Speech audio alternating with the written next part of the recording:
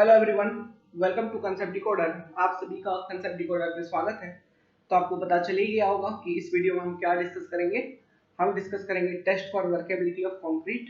तो workability of concrete को determine करने के लिए ये सारे टेस्ट हैं: slump test, compaction factor test, VB test, flow table test. इन टेस्ट के बारे में सीखेंगे। ओके, इनके कैलकुलेशंस कैसे लिए जाते हैं, इनके मेजरमेंट्स, इनके बारे में देखेंगे। इनके मेजरमेंट के सिग्निफिकेंस क्या है, इस चीज को समझेंगे। और इससे बहुत सारे क्वेश्चंस आते हैं। ऑब्जेक्टिव क्वेश्चंस भी आपको देखने को मिलेंगे from test of workability for concrete. And आपको कन्वेंशनल क्वेश्चन में शॉर्ट नोट्स पूछे जा सकते हैं, ठीक है। या फिर कंप्लीट टेस्ट के बारे में पूछा जा सकता है। मीन्स चारों के बारे में लिखने के लिए थोड़ा थोड़ा लिखिए, या फिर जो टेबल बनाएंगे उस टेबल के बारे में थोड़ा बताइए, या फिर मीन्स इंडिविजुअल टेस्ट के बारे में डिटेल में एक्सप्लेनेशन करिए, है ना। किसी भी तरह से प्रश्न उठा के कन्वेंशनल क्वेश्चन में पूछे जा सकते हैं। तो इस टॉपिक को समझना अच्छे से बहुत इंपॉर्टेंट है। तो चलिए हम समझते हैं test for workability of concrete. Heading बना लीजिए। सबसे पहले हम देखेंगे स्लम्प टेस्ट। आपको लिखने की हड़बड़ी नहीं करनी है, हम लिखवा देंगे। जितना भी नोट्स आपको देना है that I will provide you. Okay, पहले आपको समझनी है, जब हम समझाएंगे कुछ कि किस तरह से टेस्ट की जाती है, उस वक्त ध्यान से सुन लेना है, समझ लेना है। डायग्राम्स जो भी बताएंगे उसको समझ लेना है, फिर हम ऑटोमेटिकली लिखवा देंगे, ठीक है। तो समझ के एक बार जब लिखोगे तो माइंड पे स्ट्रेस नहीं होगा। यही मेरा हमेशा कहना होता है, ठीक है। थ्योरी याद करना है ऐसा कुछ जरूरी नहीं है, इट इज नॉट नेसेसरी। आप समझ लीजिए फिर लिखिए, वही चीज आसान हो जाती है। ओके, चलिए शुरू करते हैं। तो स्लम्प टेस्ट। तो व्हाट इज स्लम्प टेस्ट? सुनिए, जिस भी किसी कंक्रीट का वर्केबिलिटी निकालनी है, वो कंक्रीट मिक्स आपको प्रिपेयर कर लेना है, ठीक है। फिर उसके बाद हम क्या यूज करते हैं, हम एक प्लेटफॉर्म, सपाट सा प्लेटफॉर्म खोजते हैं, ठीक है। ये प्लेटफॉर्म एक ऐसा प्लेटफॉर्म होना चाहिए, स्टील का प्लेट मान लो, ठीक है। स्टील का प्लेट जो कि वाटर को एब्जॉर्ब ना कर पाए। किसका वाटर को? कंक्रीट के वाटर को। अब एक हमारे पास कोन होता है, ठीक है, एक आधा कटा हुआ कोन, ठीक है। ये मान लो, ये इसको मैं कंप्लीट करूं तो इस कोनिकल शेप में इस तरह से आएगा वो। लेकिन अगर मैं इसको यहीं से काट दूं तो इसको कहेंगे टर्निकेटेड कोन। टर्निकेटेड कोन। ये जो कोन है इसका जो हाइट होता है ये 300 mm होता है। इसका जो निचला डायमीटर होता है ये 200 mm। जो टॉप डायमीटर होती है 100 mm। और बगल में हैंडल लगे रहते हैं, ठीक है। अब हम क्या करेंगे, इस कोन को इस प्लेट के ऊपर रख देंगे, ये सपाट प्लेट के ऊपर रख देंगे। इस कोन को रख दिया, हैंडल लगा। अब हमने जो भी कंक्रीट अपना प्रिपेयर किया था, जिसके ऊपर ये स्लम्प टेस्ट करनी है, हम उसे इस कोन के अंदर भरेंगे। तो इसका हाइट देखो कितना है, 300 mm। तो हम जनरली 4 लेयर्स में कंक्रीट को भरेंगे। हमने सबसे पहला वाला लेयर भरा, तो पहला वाला लेयर का हाइट कितना होगा, 300/4 करो, कितना आ जाएगा, 75 mm। तो 75 mm कंक्रीट भर दिया हम। फिर हम क्या करेंगे, एक टैंपिंग रॉड होती है, ठीक है। ये रॉड ऐसी होती है कि इसकी जो लंबाई होती है ये लगभग 0.6 मीटर होती है, मतलब 600 mm इसकी लंबाई लगभग। मतलब याद रखना, ये जो कोन है, कोन का जितना लंबाई है, हाइट है, उसका डबल। ये पूछेगा नहीं, लेकिन फिर भी आपको एकदम क्लियर कट बता रहा हूं। ये 600 mm होगा। और इसी 600 mm से मिलता जुलता कुछ इसका डायमीटर होता है 16 mm का। समझ में आया? याद हो जाएगा। ओके, इसका इस तरह से गोल होता है, ये एक रॉड होता है, टैंपिंग रॉड। इस रॉड के मदद से हम क्या करेंगे, 25 बार कॉम्पैक्शन करेंगे। समझ में आया? तो सबसे पहले बॉटम लेयर 75 mm का जो डाला उसमें 25 बार टैंपिंग करेंगे तो वो कॉम्पैक्शन हो जाएगी उसमें। फिर हम क्या करेंगे, नेक्स्ट लेयर डालेंगे, नेक्स्ट 75 mm डाला, फिर इसको 25 बार कॉम्पैक्शन करेंगे। अभी ये 25 बार टैंपिंग करने का नेक्स्ट लेयर में उद्देश्य क्या होगा, उद्देश्य ये होगा कि ये जो दो अलग अलग लेयर में आप कंक्रीट को प्लेस कर पा रहे हो, एक दूसरे के लेयर का अलग जो कंक्रीट है वो एक दूसरे से इंटरमिक्स हो जाए अच्छे से, प्रॉपरली। मतलब ऊपर वाले लेयर का कंक्रीट कुछ बॉटम वाले लेयर में चली जाए, फिर उसी से वक्त जब आप टैपिंग करो बॉटम वाला लेयर का कुछ कंक्रीट ऊपर वाले में आ जाए, मतलब एक लेयर जैसा उधर कोई जॉइंट ना बने, बल्कि एक वो होमोजेनस मास के फॉर्म में कन्वर्ट हो जाए। इसलिए हमें प्रॉपर कॉम्पैक्शन करनी होती है, एयर वॉइड्स वगैरह ना हो, है ना, उसकी डेंसिटी बढ़ाने के लिए। इस तरह से कॉम्पैक्ट करके हम 4 लेयर के अंदर मोल्ड को भर देंगे। ठीक है, तो ये तो हो गया आपका 2 लेयर। इस तरह से और 2 लेयर आप भरोगे, तो 2 लेयर और भर दिया, ये भर दिया, ये भर दिया। इसके बाद देखो कुछ कंक्रीट एक्स्ट्रा बच जाएगा कॉम्पैक्शन करने के बाद, तो एक ब्लेड लेंगे या फिर ट्रॉवेल वगैरह लेंगे, ट्रॉवेल वगैरह को लेके ये जो एक्स्ट्रा कंक्रीट है उसको साफ कर देंगे, मतलब टॉप लेयर एकदम सपाट बना देंगे, इवन बना देंगे, एकदम साफ बना देंगे। ठीक है, अब सुनो, इतना काम हो गया, कॉम्पैक्शन कर दिया, मोल्ड के अंदर सब भर दिया।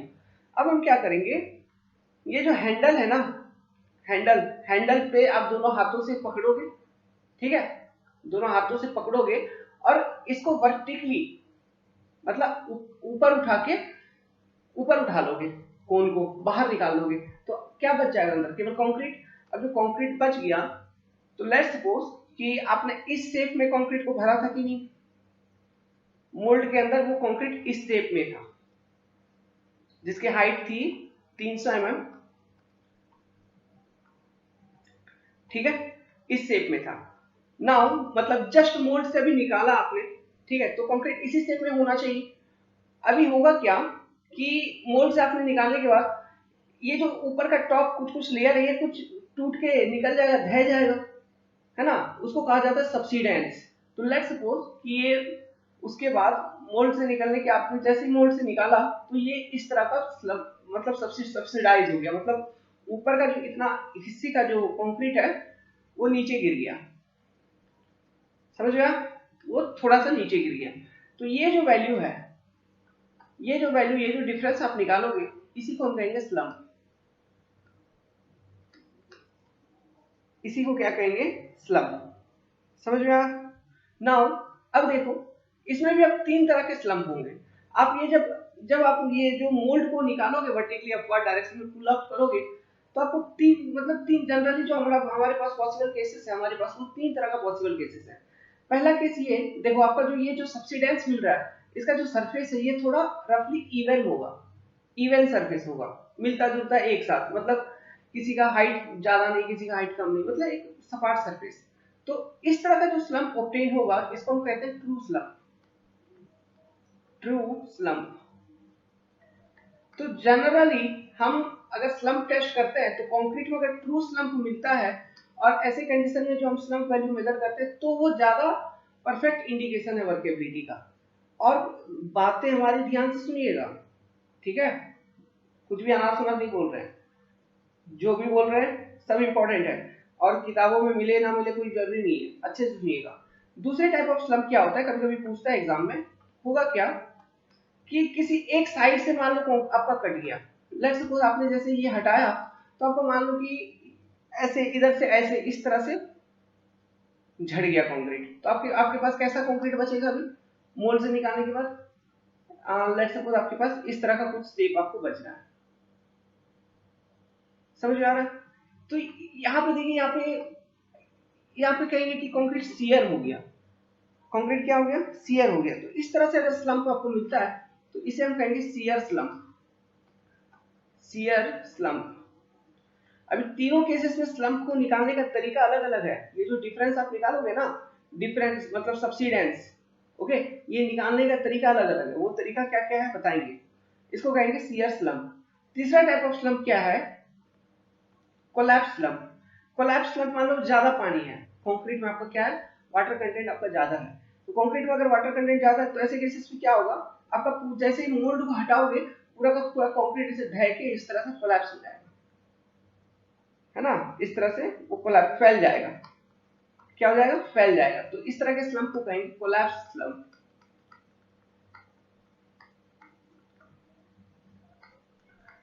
तो देखिए, हमारा मनपसंद स्लम्प क्या होना चाहिए, कंक्रीट का, अच्छे वर्केबल कंक्रीट का ट्रू स्लम्प के फॉर्म में अगर मिलता है, तो स्लम्प टेस्ट ज्यादा अच्छे से उसकी स्लम्प वैल्यू बता पाता है।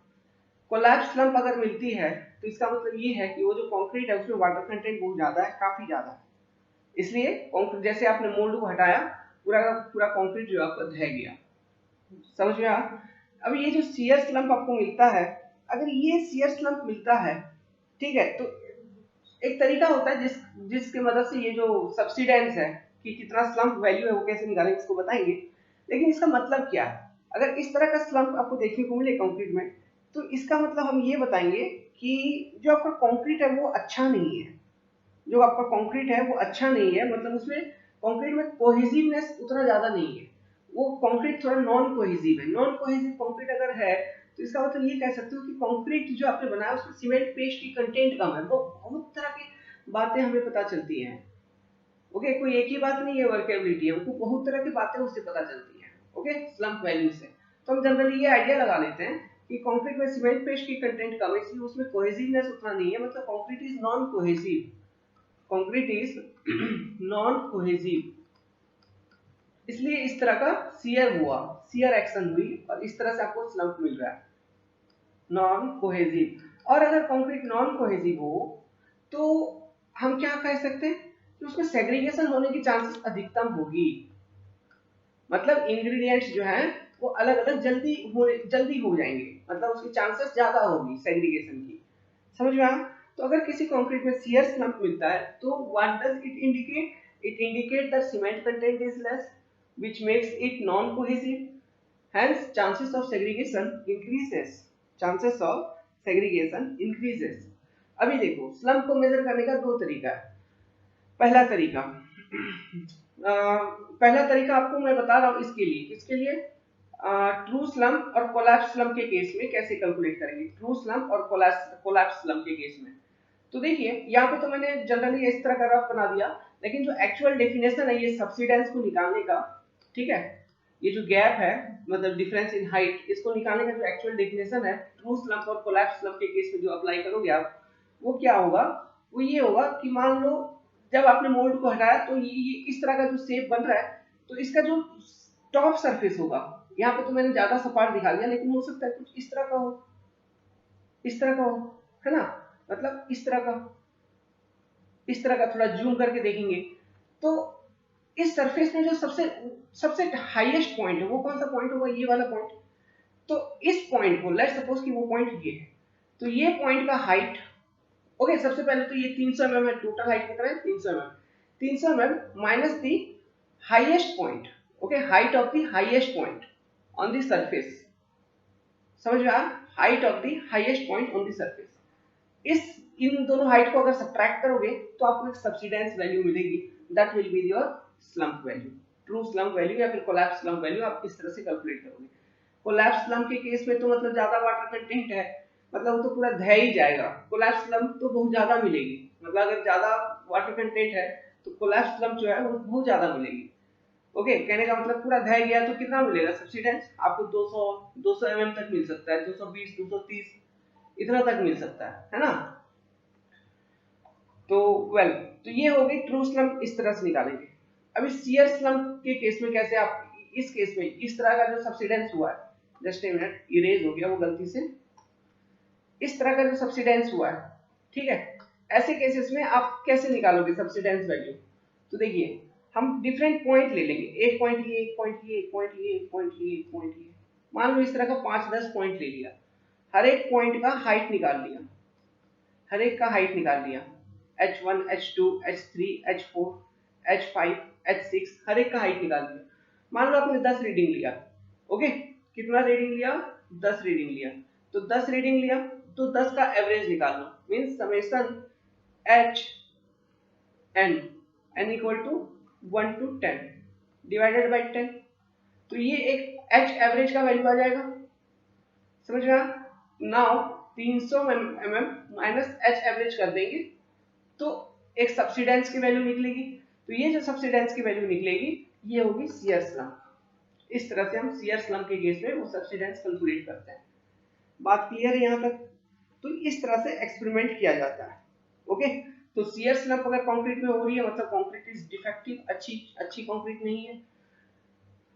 कोलैप्स स्लम्प अगर हो रही है मतलब कंक्रीट में ज्यादा पानी है, मतलब उसका वर्केबिलिटी कहीं ना कहीं बहुत ज्यादा है, और बहुत ज्यादा वर्केबिलिटी अगर बहुत ज्यादा आपका पानी है तो बहुत ज्यादा वर्केबिलिटी है, ऐसा हम कहते हैं। Consistency is more, workability is more, generally हम ऐसे कहते हैं। तो ऐसे कंक्रीट का मतलब हाईली वर्केबल कंक्रीट के केस में प्लस लो वर्केबल कंक्रीट के केस में, लो या फिर वेरी लो कह लो, लो तो नहीं वेरी लो या फिर लो कह लो, हाँ लो वेरी लो दोनों कह सकते हैं, ठीक है। लो वर्केबल कंक्रीट में और वेरी हाईली वर्केबल कंक्रीट के लिए आपको स्लम्प का वैल्यू मतलब मेजर करने का कोई मकसद नहीं है, कोई मतलब नहीं होगा।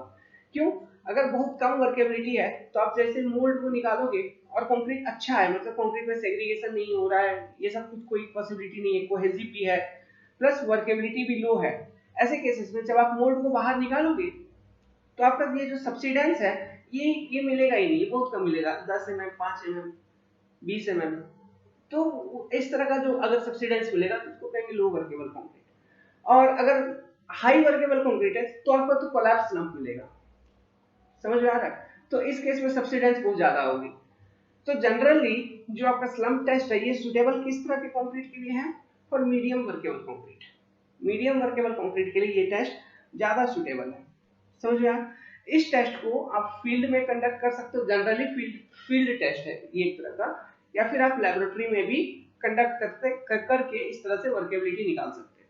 लेकिन लेबोरेटरी में कंडक्ट करके वर्केबिलिटी निकालने के लिए और भी बेस्ट सुटेबल टेस्ट है जो कि स्लम्प टेस्ट से भी अच्छा है, एंड वो टेस्ट क्या नेक्स्ट पढ़ाएंगे हम, कॉम्पैक्शन फैक्टर टेस्ट। वो ज्यादा बेस्ट है as compare to your means slump test. Okay, slump test ये एक रैपिड टेस्ट है, जल्दी हो जाती है, और इसका जो एपरेटस है वो भी ज्यादा कुछ है नहीं, एक टर्निकेटेड कोन का यूज करते हो आप, और कंक्रीट जो भी आपने बनाया एज ए सैंपल उसका यूज करते हो, और एक टैंपिंग रॉड, और स्लम्प वैल्यू आप मेजर करके वर्केबिलिटी का अंदाजा लगा लेते हो। तो ये एक रैपिड टेस्ट है जो कि फील्ड के लिए ज्यादा सुटेबल है। लेकिन अगर लेबोरेटरी में करनी है तो इससे भी एक बहुत अच्छी टेस्ट है for low and medium workable concrete, जो कि है कॉम्पैक्शन फैक्टर टेस्ट। समझ में आ रही है? उसको हम बाद में डिस्कस करेंगे। तो ये थी आपकी ओवरऑल स्लम्प टेस्ट, तो इसके बारे में लिखते हैं। प्लस इसका जो डेटा बनेगा ना, ये डेटा मैं बाद में पढ़ाऊंगा, मीन्स सारे टेस्ट जब बता दूंगा, कौन कौन से टेस्ट, 4 टेस्ट मेरे को बताने हैं, मैं चारों टेस्ट बता दूंगा, फिर एक टेबल बनवाऊंगा जिसमें डिफरेंट टेस्ट के करस्पॉन्डिंग जो रिजल्ट निकलेगी, ठीक है, उस रिजल्ट को लिखेंगे, फिर उस रिजल्ट का मतलब क्या है, सिग्निफिकेंस क्या है, और हम उस रिजल्ट के अकॉर्डिंग हम क्या अंदाजा लगा सकते हैं कंक्रीट के बारे में, और उस तरह के कंक्रीट को कहां पर यूज कर सकते हैं, कैसे कंडीशंस के अंदर हम उस तरह के कंक्रीट को यूज कर सकते हैं, इस चीज को हम उस टेबल में बताएंगे। ओके, उसको कहा जाता है वर्केबिलिटी टेबल। बहुत इंपॉर्टेंट टेबल होगी, वहां से बहुत सारे प्रश्न आपके एग्जाम में पूछे जाते हैं, ठीक है। तो आपको ये बात क्लियर है ना कि जो स्लम्प टेस्ट है इसमें हम क्या मेजर करते हैं, हमारा फाइनल रिजल्ट क्या है, हम सब्सिडेंस मेजर करते हैं, मतलब कि कितना कंक्रीट कितना छोटा हो गया, मतलब कंक्रीट का कितना हाइट घटा, ये चीज मेजर करते हैं। समझ में आई? ये फील्ड में ज्यादा उपयोग किया जाता है, ये ध्यान रखना। कितने तरह के स्लम्प मिल सकते हैं आपको? 3 तरह के स्लम्प मिल सकते हैं, ठीक है। ये तो हमने एक रफ डायग्राम बना दिया, आपको अगर ये डायग्राम समझ में आ रही है तो इसको बनाइए अच्छे से, कोई प्रॉब्लम नहीं है। ऐसे जो किताबों में एक डायग्राम यूज की जाती है, हम वो डायग्राम को भी आपको दे देंगे। ओके, वेल, और एक चीज मैं बता दूं कि आप अगर कोई भी कोचिंग सेंटर की मटेरियल फॉलो कर रहे हो, कुछ भी फॉलो कर रहे हो, तो मत करो। वो मटेरियल में कुछ भी नहीं है, नथिंग है, 0% है। वो मटेरियल जहां से कॉपी किया गया है, वो किताब का नाम बताता हूँ। एक्चुअली वो मटेरियल 2 किताब को यूज करके कॉपी की गई है। सबसे ज्यादा कॉपी की गई है S K Duggal from for building material, okay, उसकी सबसे ज्यादा कॉपी है। दूसरी जो कॉपी है थोड़ी मोड़ी, अधिक नहीं, थोड़ा मोड़ा पॉइंट्स लिया गया एमएस सेठी से। समझ में आया?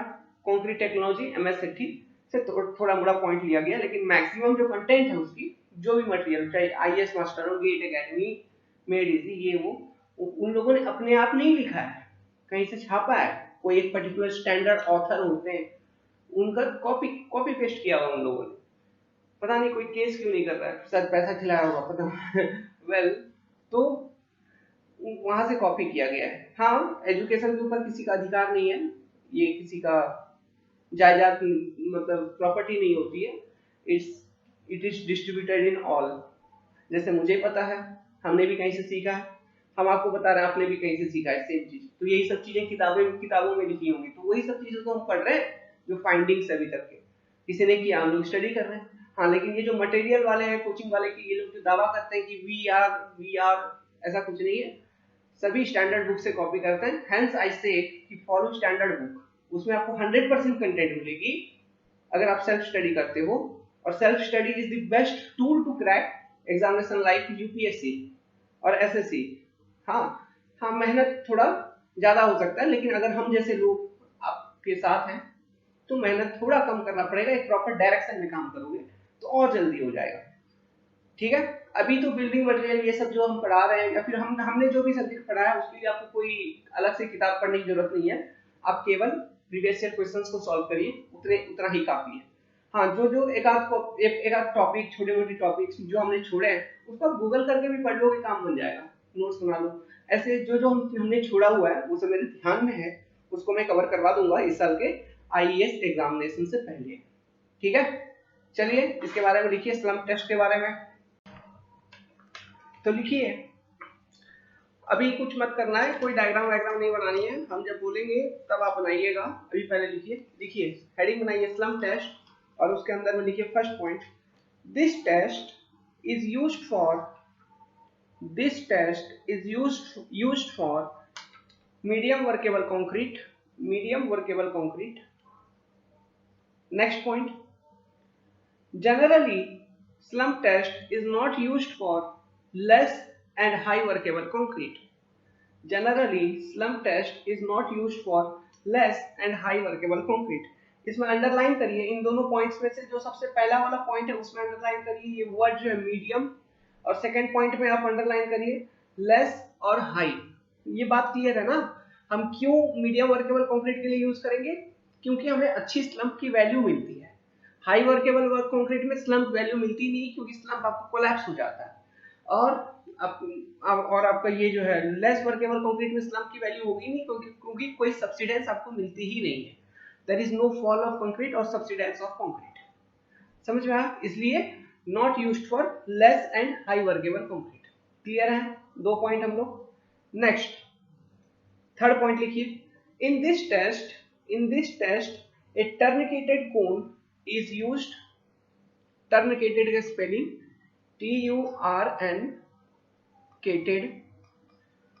टर्निकेटेड कोन लिखिए। In this test a truncated cone is used of size as follow. ये डायग्राम बनाइए अब नीचे, ऑफ साइज एज फॉलो बना के ये डायग्राम बनाइए, स्पेस छोड़ दीजिए, ओके, डायग्राम के लिए बना लेना बाद में। नेक्स्ट पॉइंट लिखिए, next point, concrete is field into the mould in four layer bracket में लिख लो 75 mm। हर एक लेयर का कितना हाइट होगा? 75 mm। 4 layer, comma, well compacted by using a tamping rod and each layer is compacted for 25 times.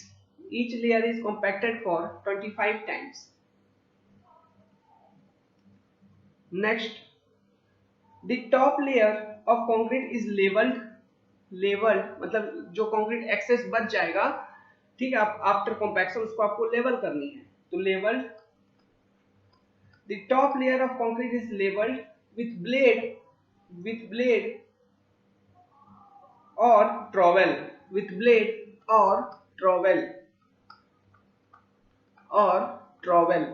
Okay, trowel मतलब समझ रहे हो ना? उसको हम लोकल लैंग्वेज में खुरपा बोलते हैं, खुरपा इस तरह का होता है। देखियो, मिस्त्री हाथ में लेते हैं और वो अपने आप को इंजीनियर, डॉक्टर सब समझने लगते हैं, परफेक्ट सिविल इंजीनियर बन जाता है इसको पकड़ने के बाद। ठीक है, इसी को कहा जाता है ट्रॉवेल। तो लिख लिया ये point, the top layer of concrete is levelled with blade और trowel.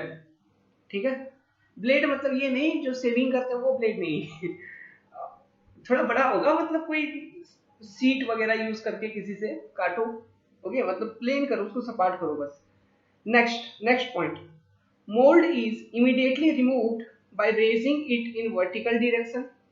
Mold is immediately removed by raising it in vertical direction, मतलब आप मोल्ड को हटाओगे अब, ठीक है, वर्टिकल डायरेक्शन में उठा के इस तरह से धीरे धीरे उठाओगे, हटाओगे। Next it allows the concrete to subsidized, थोड़ा ये प्रॉब्लम हो जाती है एस का, जहां पे टर्म आता है फंस जाते हैं उधर, subsidized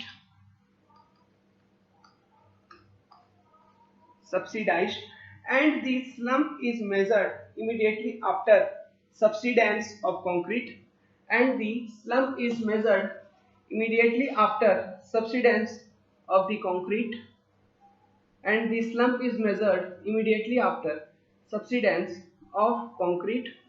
Next point, slump is measured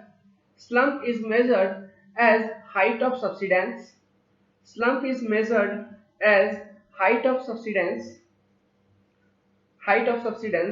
and it is calculated as follow. इसको कैसे आप कैलकुलेट करोगे, ये डायग्राम अभी नहीं बनाना है, it is calculated as follow. इसके बाद लिखिए is 300 mm minus height of highest point on the subsidized surface.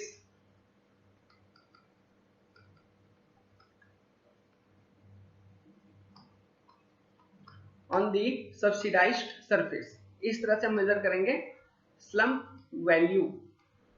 और ये किसके लिए एप्लीकेबल होगा, अगर ब्रैकेट में थोड़ा सा छोटे से लिखना है तो इसको लिख लीजिए ट्रू स्लम्प, ठीक है, लिख लिया इस पॉइंट को। नाउ अब लिखिए the pattern of slump indicates the characteristic of concrete. The pattern of slump indicate characteristic of concrete. Generally we get three pattern of slump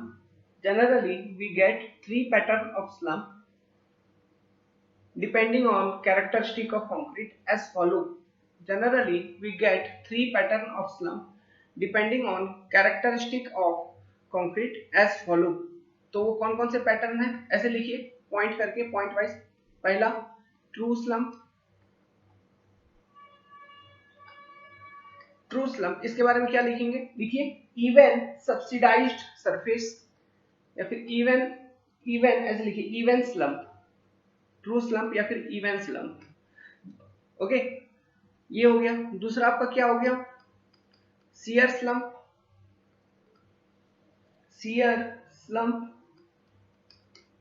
slump के बारे में लिखोगे, क्या लिखोगे, इसके बारे में लिखिए। पहला पॉइंट इसमें, if one half of concrete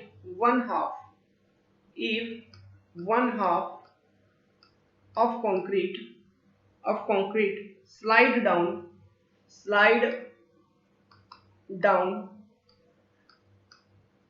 then the slump we obtain is called shear slump. In case of shear slump, next point, second point, in case of shear slump the slump value is recorded as follow. In case of shear slump the slump value is recorded as follow. कैसे, 300 mm minus average height of subsidized surface.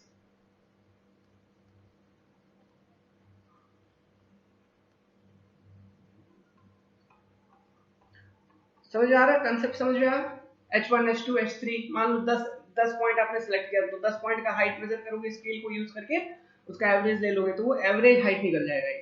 तो 300 mm minus average height जो भी निकल रहा है उसको कर देंगे तो आपका निकल जाएगा slump value in case of shear slump value. हो गया आपका सेकेंड पॉइंट शियर स्लम्प के केस में। थर्ड पॉइंट लिखिए in case of shear slump is not desirable. Shear slump is not desirable because it indicates it indicates that concrete is non-cohesive. Concrete is non-cohesive. That means the cement content in concrete is low, due to which it lack cohesiveness. Okay, लिख लीजिए जो भी हमने बोला back करके। अभी क्या exactly बोला भूल गया, अभी कुछ और बोलेंगे तो कुछ और हो जाएगा। बैक करके लिख लो। Okay, it lack cohesiveness. Okay, hence there is chances of segregation in concrete. Hence there is chances of segregation in concrete. समझ गया? तो ये 3 पॉइंट है शियर स्लम्प से related. Next type of slump लिखिए कोलैप्स स्लम्प। तीसरा जो है वो लिखिए कोलैप्स स्लम्प। लिखिए इसके बारे में, if water cement ratio is more, if water cement ratio is more, then we obtain collapse slump. Then we obtain collapse slump. Okay, that is we can say the concrete is extremely workable, extremely नहीं, highly workable. That is we can say the concrete is highly workable. Okay, और एक point और एक bracket में लिख लो, एक point बना के, for highly workable concrete, there is another test for measurement of workability, which is known as flow table test.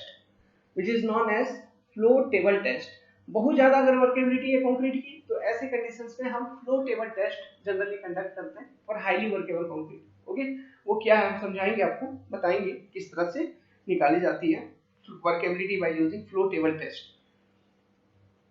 तो वेल आपने लिख लिया, बस आपको एग्जाम में इतना ही लिखना है, आगे एग्जाम में इतना ही लिखना है। डायग्राम बनाने हैं, ये डायग्राम आप बना लो, इस डायग्राम को बनाइए, कंप्लीट करिए। वेल कोई डाउट हो तो हमसे जरूर कांटेक्ट करिए व्हाट्सएप पे 7008420353। और अगर आप बोलेंगे कि आपको मतलब हम डिक्टेट ना करवा के लिखवा दें तो आप जल्दी बोलिए। ओके, क्योंकि आगे भी हम वीडियोस बनाने वाले हैं तो उसमें हो सकता है टाइम बचाने के लिए हम डिक्टेट करवा दें, आपको थ्योरीज समझाने के बाद डिक्टेट करवा दें। तो अगर आप चाहते हो कि हम पेपर पे भी हम खुद भी लिख दें, ओके, फिर डिक्टेट करें, तो आप व्हाट्सएप करिए हमें। ओके, आई विल वेट, आप व्हाट्सएप करिए। नेक्स्ट हेडिंग बनाइए compaction factor test.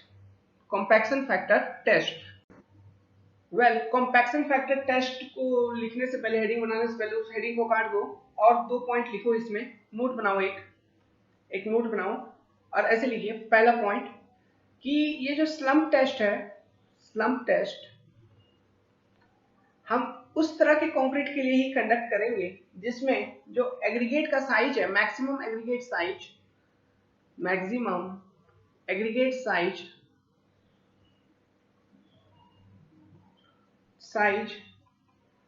Is 38 mm। ठीक है, एग्रीगेट का अधिकतम साइज 38 mm से अधिक नहीं होना चाहिए। ऐसे साइज ऑफ एग्रीगेट को यूज करके जब आप कंक्रीट बनाते हो, और हम उस तरह के कंक्रीट के लिए स्लम्प टेस्ट कर सकते हैं। मान लो किसी कंक्रीट में आपने एग्रीगेट साइज इससे अधिक ले लिया है, ठीक है, मतलब ज्यादा एग्रीगेट साइज है, तो क्या उस तरह के कंक्रीट के लिए हम स्लम्प टेस्ट नहीं करेंगे? क्या करेंगे, लेकिन कैसे करेंगे? यहाँ पे कंक्रीट का वेट सीविंग करेंगे, मतलब कंक्रीट तो अभी वेट है ना, गीला है कंक्रीट, मतलब उसमें पानी भी मिला, तो उसका वेट सीविंग करेंगे। मतलब हम एक ऐसा, मतलब ये 38 mm का ये ले लेंगे, सीव ले लेंगे और हम कंक्रीट को सीव कर देंगे।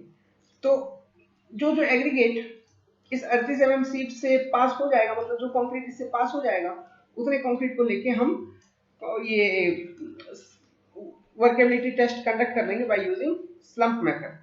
समझ गया? ओके, कर सकते हैं, लेकिन उसको सीव करना पड़ेगा, उसको वेट सीविंग कहा जाता है। नाउ सेकंड पॉइंट लिखिए, जो एक टेबल बनाऊंगा, उस टेबल में जो डेटा बताऊंगा उसको याद रखना। इससे एसएससी जेईई जैसे एग्जामिनेशंस में डायरेक्ट क्वेश्चन पूछ लिए जाते हैं, या फिर छोटे एग्जाम में। फॉर एग्जांपल रोड कंस्ट्रक्शन कर रहे हो, या ऐसे लिखिए टेबल का जो होगा, ये लिखिए टाइप्स ऑफ कंक्रीट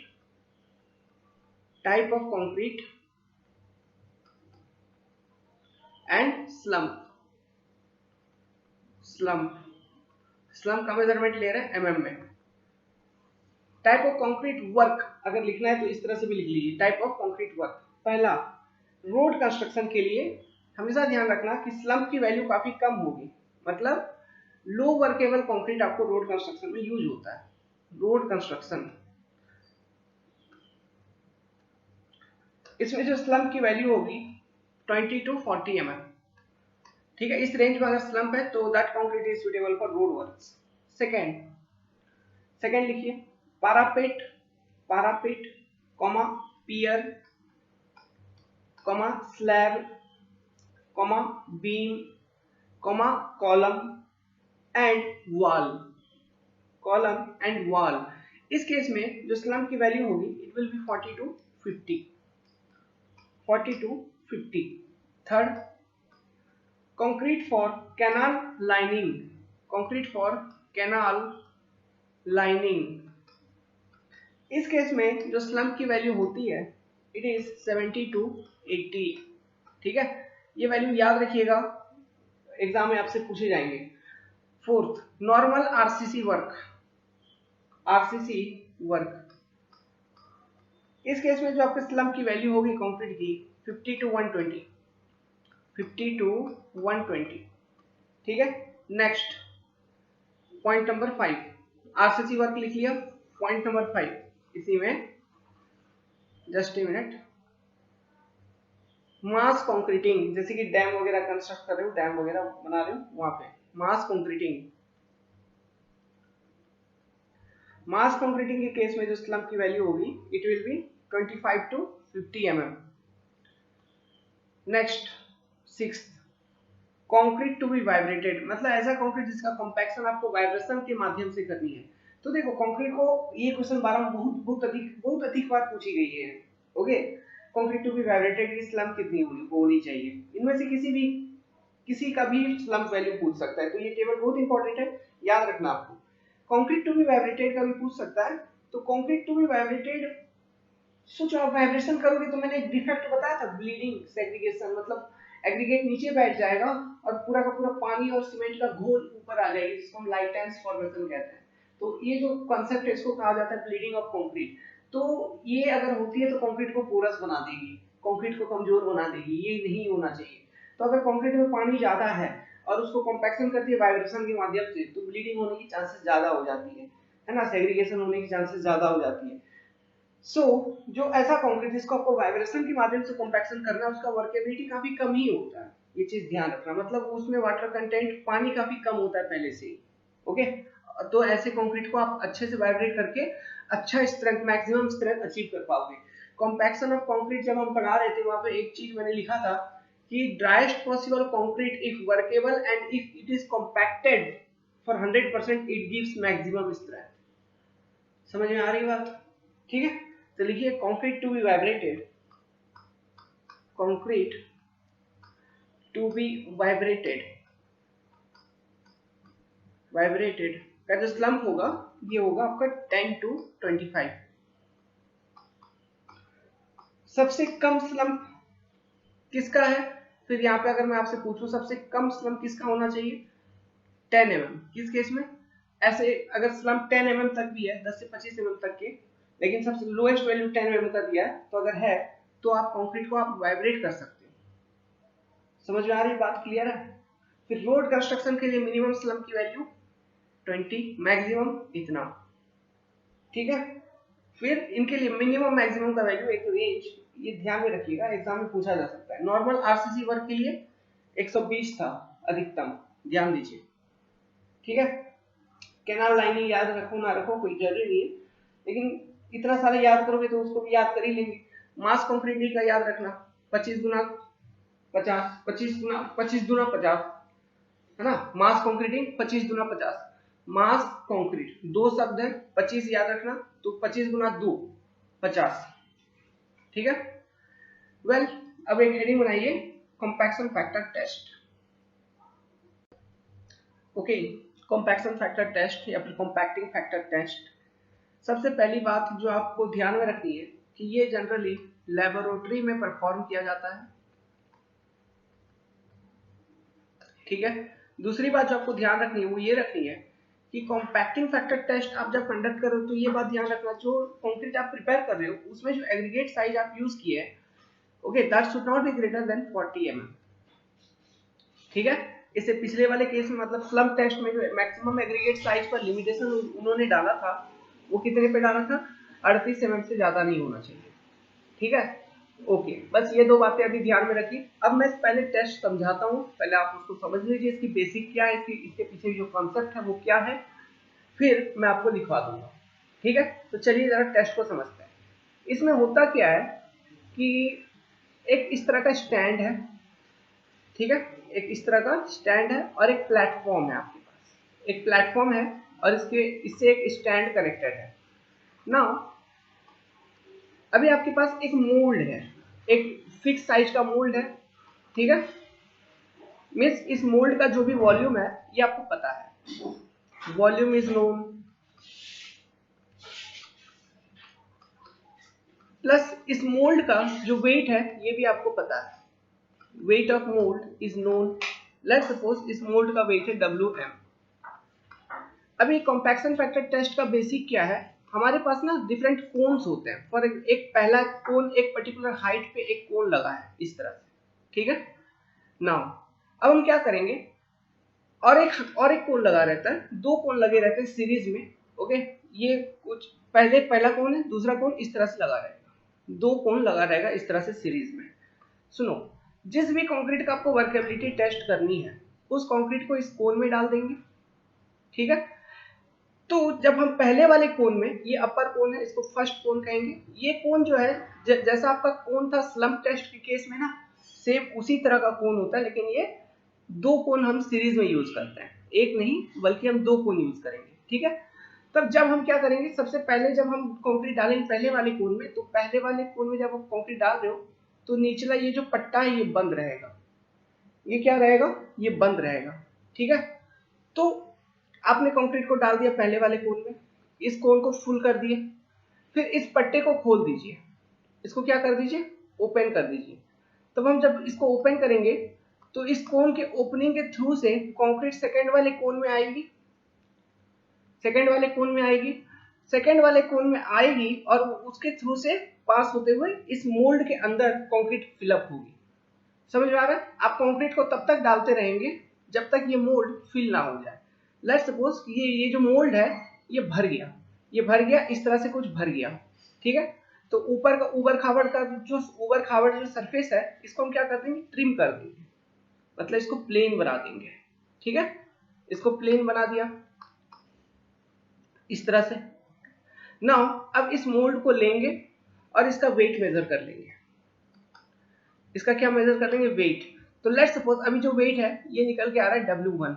ये जो W1 वेट है इसके अंदर कौन कौन सा वेट है, weight of concrete plus weight of mould. तो वेट ऑफ कंक्रीट केवल इस केस में लेट्स सपोज कि उसको हम कहेंगे W1C। ओके, कि weight of concrete under first operation, मतलब इसको हम कहेंगे फर्स्ट ऑपरेशन। ठीक है, तो ये कितना निकल के आएगा, W1 माइनस WM। समझ में आया, तो यहाँ पे जो मैकेनिज्म है ये क्या है, आपने वेट ऑफ कंक्रीट इस तरह से निकाला। ठीक है, अब हम क्या करेंगे, इसी मोल्ड को खाली कर देंगे और जिस कंक्रीट का हम वर्केबिलिटी निकाल रहे थे उस कंक्रीट को डिफरेंट लेयर्स में हम इस मोल्ड के अंदर प्लेस करके हम हैंड के माध्यम से कॉम्पैक्शन करेंगे। ओके, लेट्स सपोज 4 लेयर में हम प्लेस करें या 5 लेयर में, जितने भी लेयर में प्लेस करोगे, पहला लेयर, फिर 25 बार कॉम्पैक्ट किया टैंपिंग रॉड को यूज करके, फिर दूसरा लेयर प्लेस किया, फिर 25 बार कॉम्पैक्ट किया टैंपिंग रॉड को यूज करके, फिर तीसरा लेयर प्लेस किया, फिर चौथा लेयर, इस तरह से कॉम्पैक्शन करके ये मोल्ड को भरेंगे। तो ये जो हम मोल्ड को भर रहे हैं इसे हम कहेंगे फुल कॉम्पैक्शन। इस केस में हमने क्या किया, अपने हाथों से मन भर के अच्छे से कॉम्पैक्ट किया, तो हम ये कहेंगे फुल्ली कॉम्पैक्टेड कंक्रीट। ये क्या होगा, फुल्ली कॉम्पैक्टेड कंक्रीट। नाउ इस केस में जो आपका कंक्रीट बन रहा है मीन्स जब आपने कोन के थ्रू से डाला तो ये पहले कोन से फ्लो होकर दूसरे कोन में आया, दूसरे कोन से आपका ये जो मोल्ड है इस पे प्लेस हुआ, तो ये भी एक तरह से कॉम्पैक्ट हो रहा है due to load. Due to अब लोड क्या है, सेल्फ वेट है ना, कंक्रीट के ऊपर से नीचे गिरने के कारण, फ्लो होने के कारण ये इसमें एक सेल्फ कॉम्पैक्शन आ रही है, सेल्फ कॉम्पैक्शन आ रही है। ठीक है, तो अब जो कॉम्पैक्टिंग फैक्टर है हम ये निकालते हैं, कैसे निकालते हैं, देखो जब हम कंक्रीट को फुल कॉम्पैक्शन किए फिर हम क्या करेंगे, फुल्ली कॉम्पैक्टेड कंक्रीट का वेट कितना है, let's suppose it is W2C। Okay, ये क्या है, weight off fully compacted concrete, इसको मेजर कर लिया। ओके, और आपके पास क्या है, weight of means self compacted concrete, या फिर कह सकते हो weight of partially compacted concrete, क्योंकि इस केस में कंक्रीट अपने आप जो कॉम्पैक्शन हुई है, कंप्लीट कॉम्पैक्शन उसमें नहीं हुई होगी। तो कॉम्पैक्टिंग फैक्टर हम क्या निकालते हैं, हम निकालते हैं रेशियो। ओके, कॉम्पैक्टिंग फैक्टर एक रेशियो होती है, ये हम निकालते हैं weight of partially compacted concrete या फिर self compacted concrete divided by weight off fully compacted concrete. तो ये जो रेशियो निकल के आएगी इसी को कहते हैं कॉम्पैक्टिंग फैक्टर, और इस रेशियो की डिफरेंट वैल्यू निकल के आएंगे। ओके, इस रेशियो का डिफरेंट वैल्यू निकल के आएगा, उससे हम समझेंगे कि कंक्रीट ज्यादा वर्केबल है या कम वर्केबल है। समझ में आ रहा है? ओके, अब सुनो, अब सोचो कि ये रेशियो का वैल्यू कब ज्यादा कब कम आएगा। ठीक है, इसी पर हम ये निकालेंगे, इस रेशियो का मतलब इस टेस्ट को समझेंगे कि ये जो रेशियो है इसका वैल्यू कब ज्यादा कब कम आएगा। तो लेट्स सपोज कि जो weight off fully compacted concrete है, यहीं पे बात करते हैं, let's suppose weight off fully compacted concrete जो है ये 1 है, आपका फिक्स है। ठीक है, अब weight of partially compacted concrete ये लेट्स सपोज 0.9 है एक केस में, और एक केस में आ गया इसका वैल्यू 0.6 लेट्स सपोज। तो एक केस में आपका कॉम्पैक्शन फैक्टर मिल रहा है 0.9 और दूसरे केस में कॉम्पैक्शन फैक्टर मिल रहा है 0.6 मान लिया अभी। तो ये 0.9 जो weight of partially compacted concrete है ये कब मिलेगा आपको, जब बहुत सारा अधिक ज्यादा कंक्रीट इस मोल्ड में आके जमा होगी, तब जाके उस कंक्रीट का वेट अधिक मिलेगा, है ना। और बहुत सारा अधिक कंक्रीट इस मोल्ड में आके कब जमा होगी, जब कंक्रीट अच्छे से फ्लो कर पाएगी, मींस उसका वर्केबिलिटी थोड़ा अच्छा होगा तो अच्छे से फ्लो कर पाएगी, तो बहुत सारा कंक्रीट आके इस मोल्ड में जमा होगा। लेकिन मान लो कंक्रीट में वाटर कंटेंट कम है या फिर उसका वर्केबिलिटी बहुत कम है, ऐसे मान के चलिए, तो इस केस में कंक्रीट आपका बहुत सारा कंक्रीट फ्लो ही नहीं हो पाएगा। Okay, from first cone to second cone, और सेकंड कोन से इस मोल्ड में आके डिपॉजिट ही नहीं हो पाएगी अच्छे से। समझ आ रहा है? तो आपका जो वेट यहाँ पे आएगा ना, वो वेट काफी कम आएगा। ठीक है, वो वेट काफी कम आएगा। लेकिन कंक्रीट अगर थोड़ा ऐसा है कि वो थोड़ा अच्छे से फ्लो हो पाए तो आपको ज्यादा वेट यहाँ पे मिलेगा। लेकिन मान लो अगर बहुत ज्यादा कंक्रीट फ्लो होगा तो वो तो एक स्लरी जैसा बन जाएगा, उसका कुछ सेल्फ कॉम्पैक्शन का उसका कोई सिग्निफिकेंस नहीं है, मतलब नहीं है फिर। ओके, ऐसे अगर बहुत ज्यादा फ्लो हो रहा है मतलब ऑब्वियसली हमको पता चल रहा है कि वो हाई वर्केबल कंक्रीट है। तो high workable concrete is not suitable for compaction factor test, plus very low workable concrete is also not suitable for compaction factor test. तो कॉम्पैक्शन फैक्टर टेस्ट के लिए जो कंक्रीट सुटेबल है, it is low to medium workable concrete are suitable for compaction factor test, ये अच्छा result देता है। ठीक है, तो यहाँ पे बेसिकली हम क्या मेजर कर रहे हैं इस केस में, कॉम्पैक्शन फैक्टर टेस्ट में ये मेजर कर रहे हैं कि what is the degree of self compaction achieved, what is the degree of self compaction achieved with respect to fully compacted concrete, है ना। इसी चीज को हम मेजर कर रहे हैं। तो डिग्री ऑफ सेल्फ कॉम्पैक्टिंग अगर ज्यादा है तो वर्केबिलिटी अधिक है, अगर डिग्री ऑफ सेल्फ कॉम्पैक्टिंग कम है तो वर्केबिलिटी कम है। क्लियर है हम? ठीक है, this is compacting factor test and this test is suitable for low to medium workable concrete। Okay, और जब कॉम्पैक्टिंग फैक्टर की वैल्यू CF की वैल्यू 0.72 से कम हो जाता है तो ऐसे कंक्रीट को हम कह देते हैं वेरी लो वर्केबल। और वेरी लो वर्केबल कंक्रीट के लिए हम कॉम्पैक्टिंग फैक्टर टेस्ट यूज नहीं करेंगे, तो हम कौन सा टेस्ट यूज करेंगे, हम फिर यूज करते हैं ऐसे कंक्रीट के लिए वीवी टेस्ट। ठीक है, ये अच्छे से बता देता है वेरी लो वर्केबल कंक्रीट का आपका वर्केबिलिटी क्या है ना, वीवी टेस्ट। नाउ तो ये अभी हमने क्या देखा, ध्यान से सुनना, जो स्लम्प टेस्ट है वो सुटेबल है मीडियम वर्केबल कंक्रीट के लिए, जो कॉम्पैक्टिंग फैक्टर टेस्ट है ये लो से मीडियम वर्केबल कंक्रीट के लिए, वेरी लो वर्केबिलिटी है तो उसके लिए वीवी टेस्ट, और वेरी हाई वर्केबिलिटी होगा तो उसके बारे में मैंने बता दिया फ्लो टेबल टेस्ट, है ना। वेरी हाई वर्केबिलिटी कहने का मतलब है स्लम्प टेस्ट जब करोगे तो जो कोलैप्स स्लम्प मिलेगा, अगर वो ऐसा कंक्रीट है मतलब कंक्रीट मिक्स आपका बहुत ही काफी वेट है, तो ऐसे केसेस में हम क्या यूज करेंगे, फ्लो टेबल टेस्ट, है ना। ये चीज भी आपसे एग्जाम में पूछी जा सकती है, और पूछी जा सकती है क्या, पूछे गए हैं बहुत बार, ठीक है। किस तरह के वर्केबिलिटी के लिए किस तरह का टेस्ट सुटेबल है, क्लियर है हम। तो चलिए इसके बारे में लिखते हैं। सो लिखिए about compacting factor test, right now first point, maximum size of aggregate present in concrete should not be greater than 40 mm, ये सबसे पहली रिक्वायरमेंट है। Second point, generally it is a type of laboratory test, इसको generally laboratory में perform किया जाता है, but इस सेटअप को यूज करके आप फील्ड पर भी कॉम्पैक्शन टेस्ट कर सकते हो, okay. But it can be used for field, मतलब लैबोरेटरी फील्ड दोनों जगह यूज किया जा सकता है, लेकिन generally laboratory. Third, it is best test suitable for low and medium workable concrete. It is best test suitable for low and medium workable concrete. याद रखिए ये सब। Next, it is not suitable for very low workable concrete. जिसकी workability काफी कम होती है, उस तरह के कंक्रीट के लिए ये टेस्ट सुटेबल नहीं है। तो उस तरह के कंक्रीट के लिए कौन सा टेस्ट सुटेबल होगा, वीबी टेस्ट। वीबी टेस्ट इसके ऊपर आएंगे, इसके बाद ही हम वीबी टेस्ट आपको बताएंगे, ठीक है। तो वेरी लो वर्केबिलिटी के लिए ये सुटेबल नहीं है। वेरी लो वर्केबिलिटी कहने का मतलब है क्या, आपको बाद में समझ में आएगा, लास्ट में मैंने पॉइंट भी लिखवाई है, वह लिखिए अभी। फॉर मीडियम वर्केबल कंक्रीट, आपका जो स्लम टेस्ट था वो मीडियम वर्केबल कंक्रीट के लिए सुटेबल था। कॉम्पैक्टिंग फैक्टर टेस्ट भी मीडियम वर्केबल कंक्रीट के लिए सुटेबल है। लेकिन अगर कंपैरिजन करें हम स्लम टेस्ट और कॉम्पैक्टिंग फैक्टर टेस्ट के बीच में कि मीडियम वर्केबल कंक्रीट के लिए इन दोनों में से कौन सा बेस्ट टेस्ट है, तो आप क्या जवाब दोगे, कॉम्पैक्टिंग फैक्टर टेस्ट। समझ में आया।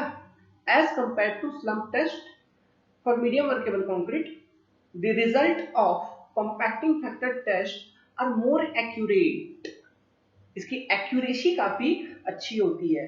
ये सारे objective question SSC, RRB, IAS, UPSC, AS, कहीं पर भी जाओ ये सब पूछेंगे, ये सब लॉजिकल क्वेश्चंस हैं, ठीक है।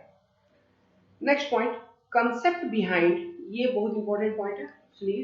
Concept behind this test is the degree of self compaction achieved, the degree of compaction achieved for concrete when it is allowed to fall from some height, okay. इसका मतलब क्या है, सेल्फ कॉम्पैक्शन कितना मिल रहा है with respect to highly compacted concrete. इसी mechanism पे ये टेस्ट काम करती है ना। हम क्या करते हैं, हमने देखा दो टर्निकेटेड कोन लगे रहते हैं सीरीज में, एक ऊपर वाला एक नीचे वाला। ऊपर वाले से कंक्रीट डालोगे, नीचे वाले पे आएगा, नीचे वाले से सिलेंडर में जाएगा, वो सेल्फ कॉम्पैक्शन होगा due to falling of concrete.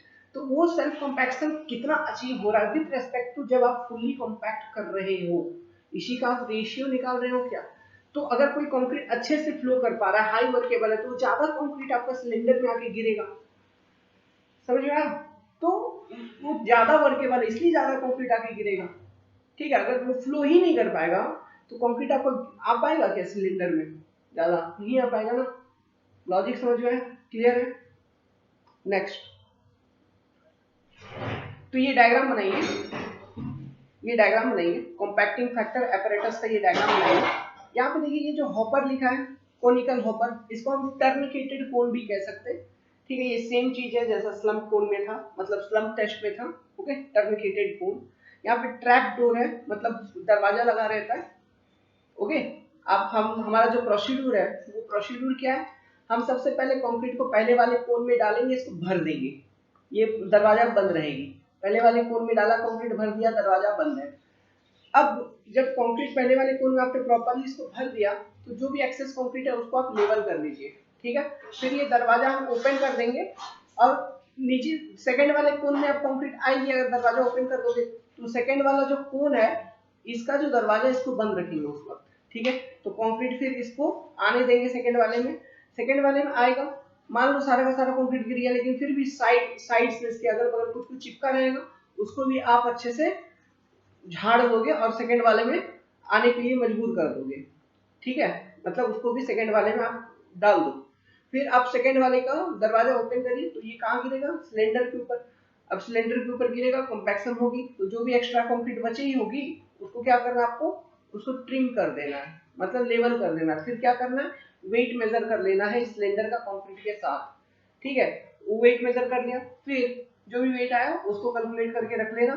फिर क्या करना, इसी सिलेंडर में जो कंक्रीट हम यूज कर रहे थे इसका वर्केबिलिटी मेजर करने के लिए इस मेथड के द्वारा, उसी कंक्रीट को अच्छे से कॉम्पैक्ट कर देंगे। ठीक है, मतलब हैंड कॉम्पैक्शन करेंगे, टैंपिंग रॉड की मदद से अच्छे से कॉम्पैक्ट करके फिर फुल कॉम्पैक्शन अचीव करेंगे। तो उस फुल्ली कॉम्पैक्टेड जो कंक्रीट है उसका वेट कितना होगा ये कैलकुलेट कर लेंगे। फिर इन्हीं का तो रेशियो जो होता है इसी को तो हम कहते हैं कॉम्पैक्टिंग फैक्टर, है ना। तो प्रोसीड्यूर लिखिए। Procedure first, measure the weight of cylinder used, let it be W0। Weight of cylinder कितना है, W0। concrete to be tested for workability is placed in upper truncated cone, comma, and leveled। upper truncated cone and leveled, ठीक है, coma लगाने की जरूरत नहीं है, and leveled। next, trap door is opened and concrete is allowed to fall in second hopper। trap door is open and concrete is allowed to fall in second hopper। fourth, stick concrete at side of upper hopper। stick concrete at side of upper hopper is gently pushed into lower one। मतलब जो concrete चिपक जाएगा ना आपका ऊपर वाले कोन में, तो उसको भी आप आसानी से धीरे से पुश करके लोअर वाले में डाल दो। ठीक है, next, trap door of lower hopper is opened and concrete is allowed to fall in the cylinder। trap door of lower hopper is opened and concrete is allowed to fall into the cylinder। next, excess concrete remaining above the level of cylinder is leveled using trowel। next, measure the weight of cylinder with concrete, let it be W1। measure the weight of cylinder with concrete, let it be W1। next, weight of self compacted or partially compacted concrete equal to W1C, इसको हम कहते हैं let's suppose. तो ये कितना होगा, W1 minus W0, है ना, W1 minus W0। next, then take the sample from the same concrete, comma, take same cylinder and place concrete in layer in the cylinder and compact it to achieve full compaction and measure the weight of cylinder with fully compacted concrete as W2। तो weight of fully compacted concrete will be W2C equal to W2 minus W0। ninth, calculate compacting factor as follow। तो compacting factor equal to ratio of weight of partially compacted concrete divided by weight of fully compacted concrete। weight of partially compacted concrete divided by weight of fully compacted concrete। तो इसको हम लिख सकते हैं W1C upon W2C। ठीक है, तो इस तरह से आप compacting factor कैलकुलेट कर लेंगे। अब कुछ नोट लिखिए। तो अगर compacting factor की वैल्यू अधिक आएगी तो इसका मतलब क्या समझेंगे, वर्केबिलिटी ज्यादा। ये सब एग्जाम में गेट में पूछा हुआ है क्वेश्चन। कॉम्पैक्टिंग फैक्टर का वैल्यू ज्यादा तो वर्केबिलिटी ज्यादा या कम, सिंपल सी क्वेश्चन है, गेट में पूछा है। ठीक है, next, compacting factor equal to 0.85 के आसपास अगर होता है, एक्चुअली ये 0. इसका एक रेंज होती है, वो रेंज हम डिटेल में बाद में बताएंगे। ये रेंज एक्चुअली 0.85 से 0.86 होता है ना। तो कॉम्पैक्टिंग फैक्टर अगर 0.85 के आसपास है या फिर यहाँ से शुरू हो रही है तो इसको हम कहेंगे लो वर्केबल कंक्रीट। अगर कॉम्पैक्टिंग फैक्टर की वैल्यू अराउंड 0.92 है तो इसको हम कहेंगे मीडियम वर्केबल कंक्रीट। अगर कॉम्पैक्टिंग फैक्टर की वैल्यू अगर 0.95 के अराउंड है तो इसको हम क्या कहेंगे, हाई वर्केबल कंक्रीट। समझ में आ रहा है। अब मुझे ये बताओ, अगर आपको याद है ये जो लो वर्केबल कंक्रीट है इसको हम कहाँ पे यूज करेंगे, एक आइडिया पूछ रहा हूँ, इसको हम कहाँ पे यूज करेंगे। तो ऐसा सेक्शन, ऐसा आरसीसी सेक्शन जिसमें रिइंफोर्समेंट कम है, लाइटली रिइंफोर्स्ड आरसीसी सेक्शन में आप लो वर्केबल कंक्रीट को यूज कर सकते हो। मीडियम वर्केबल कंक्रीट को medium reinforced RCC section, high workable concrete को highly reinforced RCC section, very high workable concrete को पंपिंग या फिर ट्रिमी पाइप कंस्ट्रक्शन, और वेरी लो वर्केबल कंक्रीट को रोड कंस्ट्रक्शन में यूज किया जाता है, जहां पे कॉम्पैक्शन आप वाइब्रेशन की मदद से अचीव करोगे। फीलिंग आ रही है सब बातों की। ओके, मीन्स जितना ज्यादा वर्केबिलिटी होगा कंक्रीट की, आपका सेक्शन में रिइंफोर्समेंट आप उतना अधिक डाल सकते हैं, क्योंकि अच्छे से कॉम्पैक्ट हो पाएगी ना, तो स्ट्रेंथ आपको अच्छा मिलेगा। क्लियर है? क्लियर है? ठीक है, ओके। ये क्वेश्चन पूछी जाती है, okay, they ask this question. तो आपका ये कॉम्पैक्टिंग फैक्टर टेस्ट खत्म हुआ। अभी हम पढ़ा रहे हैं, उसके बाद वीडियो के अंतिम में जब सारे टेस्ट पढ़ा देंगे तब हम एक कंक्लूजन ड्रॉ करेंगे सभी टेस्ट से। वहां पे वो टेबल वगैरह मिलेगा, बहुत सारे डेटा फिर बताऊंगा, उनको भी ध्यान रखनी है। ठीक है, अभी जितना बताया उतने को ध्यान रखिए। अब चलिए हम शुरू करते हैं वीवी टेस्ट, या फिर वीवी कॉन्सिस्टोमीटर टेस्ट इसको कहा जाता है। तो सुनो, वीवी टेस्ट का पहले तो बैकग्राउंड जान लो, ये अब कहाँ पे यूज होगा। तो सोचो, मीडियम वर्केबल कंक्रीट के लिए स्लम टेस्ट यूज कर लिया, लो वर्केबल कंक्रीट के लिए आपने यूज कर लिया कॉम्पैक्टिंग फैक्टर टेस्ट, और मीडियम वर्केबल के लिए भी कॉम्पैक्टिंग फैक्टर टेस्ट एप्लीकेबल है। अभी दो चीजें फंस रही है, very low workability, very high workability, very low workability and very high workability. तो वेरी लो वर्केबिलिटी के लिए VV consistometer test and very high workability के लिए फ्लो टेबल टेस्ट। क्लियर है हम? ठीक है, चलिए शुरू करते हैं वीवी कंसिस्टोमीटर टेस्ट। इसको कैसे किया जाता है देखते हैं। हेडिंग बनाइए, वीवी कंसिस्टोमीटर टेस्ट। ओके, तो ये वीवी टेस्ट को समझने से पहले एक पॉइंट और आप ऐड कर लो इससे पिछले वाले कंसेप्ट में। मींस कौन सा कंसेप्ट हमने डिस्कस किया था कॉम्पैक्टिंग फैक्टर टेस्ट में, ये पॉइंट लिख लीजिए जो नोट आपने लिखा था उसी में। This test is not suitable for concrete with very low workability, that is अगर कॉम्पैक्टिंग फैक्टर की वैल्यू 0.7 से भी कम है तो हम ऐसे कंक्रीट को कहते हैं उसकी वर्केबिलिटी काफी कम है, वेरी लो वर्केबिलिटी। ठीक है, और वेरी लो वर्केबिलिटी के साथ जो कंक्रीट होती है, इस तरह के कंक्रीट को कहां पे यूज करते हैं, रोड कंस्ट्रक्शन में, रोड कंस्ट्रक्शन में। ओके, वेरी लो वर्केबिलिटी के साथ जो कंक्रीट है इसमें वाटर काफी कम होगी, इस कारण से आप इसे अच्छे से वाइब्रेशन कर सकते हैं, और वाइब्रेशन अच्छे से करके कॉम्पैक्शन अचीव कर सकते हैं और मैक्सिमम स्ट्रेंथ अचीव कर सकते हैं।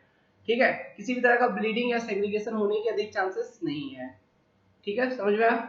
लेकिन बहुत ज्यादा देर तक वाइब्रेशन करोगे तो सेग्रीगेशन हो सकता है, नो डाउट, लेकिन ब्लीडिंग नहीं होगी क्योंकि पानी कम है। क्लियर है हम? चलिए, वीवी कंसिस्टोमीटर टेस्ट, इस टेस्ट को जरा अच्छे से समझना, हम समझाएंगे, आपको समझना है। ठीक है, इमेजिनेशन यहाँ पे बहुत काम आएगी आपकी, आप कितना इमेजिन कर पाओगे। तो हम जैसे जैसे बोलेंगे वैसे वैसे आप इमेजिन करते चलना। मान लो एक टेबल है, ठीक है, ये एक वाइब्रेटिंग टेबल होता है, खास करके क्या होता है, वाइब्रेटिंग टेबल। मीन्स यहाँ से ये मशीन इस तरह से ऐड कर दो, वाइब्रेटिंग मतलब वाइब्रेटिंग इक्विपमेंट,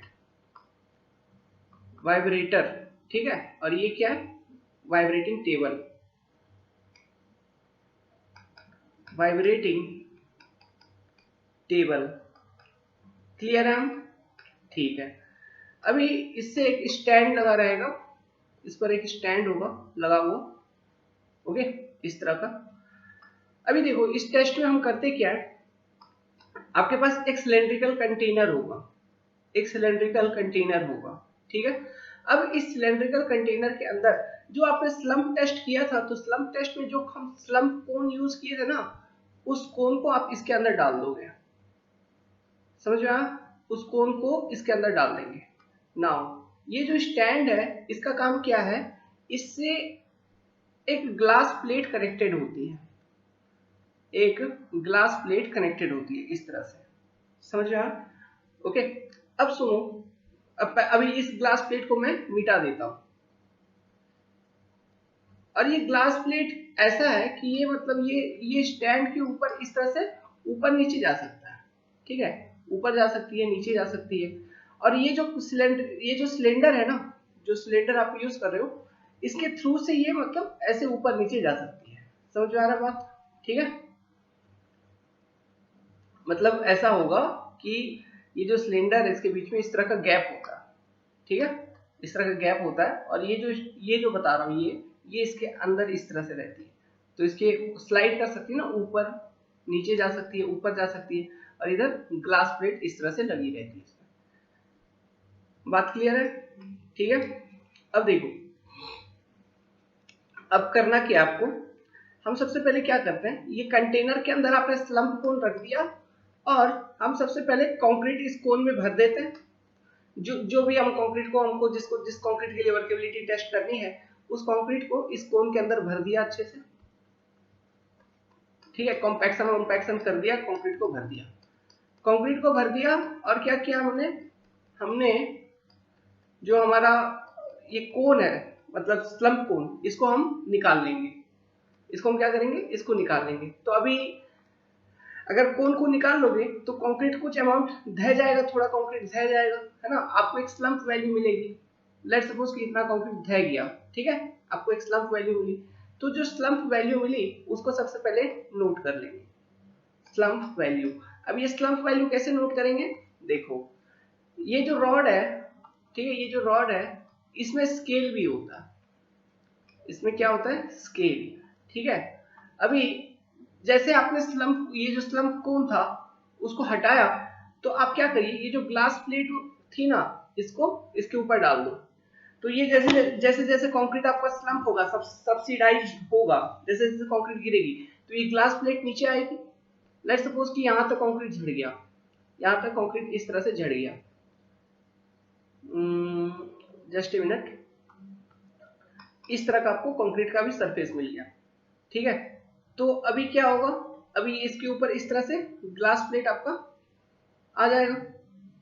तो यहाँ पे चूंकि स्केल है तो कितना नीचे आया, ठीक है, ये मेजर कर लोगे। ओके, ये मेजर कर लोगे तो यही तो होगा सब्सिडेंस या फिर स्लम्प वैल्यू। क्लियर है हम? ठीक है, ये कर लिया। अब देखो इस इस पर्टिकुलर मोमेंट पे, इस पर्टिकुलर टाइम पे, ये मान लो आपका कंक्रीट का वो ऊपर का सरफेस है स्लम्प होने के बाद, तो आपका जो ग्लास प्लेट है इसके ऊपर जो आपने डाला है, ये ग्लास प्लेट का कुछ ही एरिया में, कुछ ही एरिया के कांटेक्ट में आपका कंक्रीट है। पूरा पूरा का पूरा ग्लास प्लेट के एरिया में, सरफेस एरिया पे कंक्रीट नहीं चिपका होगा। ठीक है, मतलब जो टॉप होगा कंक्रीट का सबसे ऊंचा वाला सरफेस, उसी के ऊपर तो ग्लास प्लेट आपका स्टेबल हो चुकी होगी। समझ रहे हो क्या कह रहे हैं, मतलब लेट्स सपोज ये डायग्राम उतना क्लियर नहीं हुआ होगा, इस तरह का ऐसा। तो जो ग्लास प्लेट है वो ग्लास प्लेट इसके ऊपर इस तरह से स्टेबल हो चुकी होगी। समझ गया, मतलब ग्लास प्लेट का केवल ये वाला इधर का सरफेस एरिया कंक्रीट के कांटेक्ट में है, ये सब अभी कंक्रीट के कांटेक्ट में नहीं है। क्लियर है हम? ठीक है, इस तरह का होगा। तो ऐसे कंडीशन में आप स्लम्प वैल्यू मेजर कर लोगे। अब स्लम्प वैल्यू मेजर कर लिया, अब इसके बाद क्या करना आपको, आपको वाइब्रेटर को स्टार्ट कर देना, वाइब्रेटर को स्टार्ट कर देना है। तो जैसे जैसे वाइब्रेटर को स्टार्ट करोगे तो ये जो सिलेंड्रिकल मोल्ड है, ठीक है, ये जो सिलेंड्रिकल मोल्ड है इसके अंदर कंक्रीट फ्लो होना शुरू होगा, कंक्रीट फ्लो होगा, कंक्रीट फ्लो होगा, वाइब्रेशन करोगे कंक्रीट फ्लो होगा। और ये जो सिलेंड्रिकल कंक्रीट है ये पूरी पूरी तरह से सिलेंड्रिकल मोल्ड को एक पर्टिकुलर टाइम पे ऑक्युपाई कर लेगा, इस तरह से एक टाइम पे इस तरह से ऑक्युपाई कर लेगा। ठीक है, तो जब आप वाइब्रेटर स्टार्ट करोगे, वाइब्रेटर स्टार्ट करने के बाद कितने समय में आपका जो कंक्रीट है सिलेंड्रिकल मोल्ड को कंप्लीटली फिल करता है और एक यूनिफॉर्म सरफेस आपको मिलता है, ये टाइम आप मेजर करोगे। इसी टाइम को हम कहेंगे वीवी टाइम, वीवी टाइम। क्लियर है हम? ठीक है, अब सुनिए, तो जब ये सिलेंड्रिकल, मतलब सिलेंड्रिकल कंटेनर के अंदर आपका कंक्रीट पूरी तरह से फिल हो जाएगा, तो इस कंडीशन के करस्पॉन्डिंग जो आपका ग्लास प्लेट है वो क्या यूनिफॉर्मली उसके पूरे सरफेस के ऊपर कंक्रीट चिपका होगा, है ना, उसके पूरे सरफेस के ऊपर कंक्रीट चिपका होगा, क्योंकि कंक्रीट का जो सरफेस है वो यूनिफॉर्म है। तो ग्लास प्लेट यूनिफॉर्मली आपके सिलेंड्रिकल, मतलब कंक्रीट सिलेंड्रिकल कंटेनर के अंदर जो कंक्रीट है उस पर प्लेस्ड होगी। समझ में आ रहा है कुछ? ठीक है, तो ये टाइम आप मेजर कर लोगे। वाइब्रेटर स्टार्ट करने के बाद कंक्रीट सिलेंडर के अंदर फैलने में कितना समय लगता है, कंप्लीटली फिल होने में, इस तरह से फैलने में कितना समय लगाता है, ये टाइम मेजर कर लोगे। मान लो अगर ज्यादा समय लगा रहा है, मतलब थोड़ा ज्यादा समय लग रहा है फिल होने के लिए इस तरह से, तो क्या आप कह सकते हो वो कंक्रीट ज्यादा फ्लो नहीं हो पाएगा, जल्दी फ्लो नहीं हो पा रहा है। तो अगर समय ज्यादा आ रही है, आपको ये कैलकुलेशन में समय ज्यादा आ रही है, तो इसका मतलब क्या है कि कंक्रीट ज्यादा फ्लो नहीं कर पा रहा है। फ्लो नहीं कर पा रहा है कहने का मतलब उसका वर्केबिलिटी इज लो। हम क्या कहेंगे, वर्केबिलिटी इज लो। ठीक है, लेकिन अगर जैसे ही वाइब्रेटर स्टार्ट किया तो अगर ज्यादा फ्लो हो पाएगा कंक्रीट, जैसे वाइब्रेटर स्टार्ट किया तुरंत फ्लो होके आपका ये फिल हो गया, समझ में आ रहा है। तो ये फ्लो ज्यादा हो पा रहा है, मतलब कंसिस्टेंसी अगर कंक्रीट की ज्यादा है, मतलब वाटर कंटेंट अगर ज्यादा है तो जल्दी फ्लो हो पाएगा। तो जैसे वाइब्रेटर स्टार्ट करोगे वो तुरंत उस कंटेनर को फिल कर लेगी। तो हाई वर्केबिलिटी अगर है तो आपको जो ये वीवी टाइम मिलेगी ये कम मिलेगी, और लो वर्केबिलिटी अगर है तो ये वीवी टाइम ज्यादा मिलेगी। तो मान लो अगर लो वर्केबिलिटी कंक्रीट है और वीवी टाइम ज्यादा मिल रहा है, मतलब आपको टाइम को मेजर करने का, कैलकुलेशन करने का एक मौका मिल रहा है। आप देख पा रहे हो हाँ बकायदा इतना टाइम है, इतना टाइम में हुआ है। लेकिन अगर बहुत ज्यादा वर्केबिलिटी है, मतलब हाई कंसिस्टेंसी का कंक्रीट है, तो आप मतलब आपको वीवी टाइम आप नोट ही नहीं कर पाओगे। जैसे ही मोल्ड हटाओगे वो कंक्रीट अपने आप स्प्रेड हो जाएगा बिना वाइब्रेशन उसमें प्रोवाइड किए। समझ में आ रहा है। तो बहुत ज्यादा हाई वर्केबिलिटी है तो ऐसे कंडीशन में भी आप वीवी टेस्ट को यूज नहीं कर सकते। और वीवी टेस्ट को यूज नहीं कर सकते क्या मतलब, बहुत ज्यादा हाई वर्केबिलिटी अगर है उसमें वीवी टाइम कुछ नहीं आती है उसको, ठीक है, उसका वीवी टाइम नहीं होता है। हाँ लेकिन लो वर्केबिलिटी कंक्रीट अगर है तो उसका वीवी टाइम आता है, एक प्रॉपर वीवी टाइम आता है। इसलिए हम कहते हैं कि जो वीवी टेस्ट है it is suitable most for low workable concrete, it is not suitable most for high workable concrete, it is suitable for low workable concrete. और ये जो वीवी टाइम आपका निकल के आ रहा है इस टाइम को हम रिलेट करते हैं वर्केबिलिटी से, ठीक है, कंसिस्टेंसी ऑफ कंक्रीट से। ओके, बात क्लियर है, इमेजिनेशन हो गया वीवी टेस्ट का। चलिए इसके बारे में लिख लेते हैं। देखिए, this test is used generally for low workable concrete that is having slump value less than 50 mm, that is having slump value less than 50 mm. Next, in this test slump cone is placed inside the cylindrical container and it is filled with concrete which is to be tested, and both the slump cone and cylindrical container is placed on a vibrating table. Next point, the slump cone is immediately lifted after filling it and slump value is recorded. Next point, then the vibrating equipment is started and the time taken by concrete to get the shape of the cylindrical container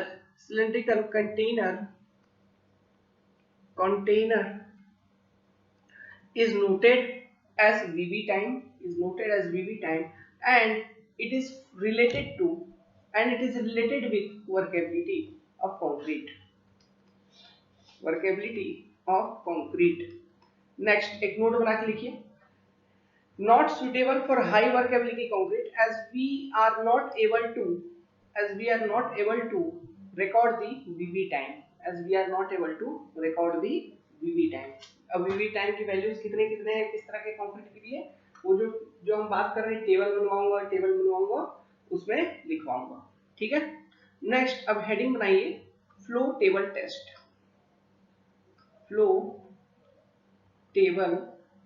test. तो हर एक तरह की workability के लिए हो गया, केवल high workability के लिए बचा है। तो ये जो टेस्ट यूज किया जाएगा ये किसके लिए यूज होगा, it is used for very high workable concrete,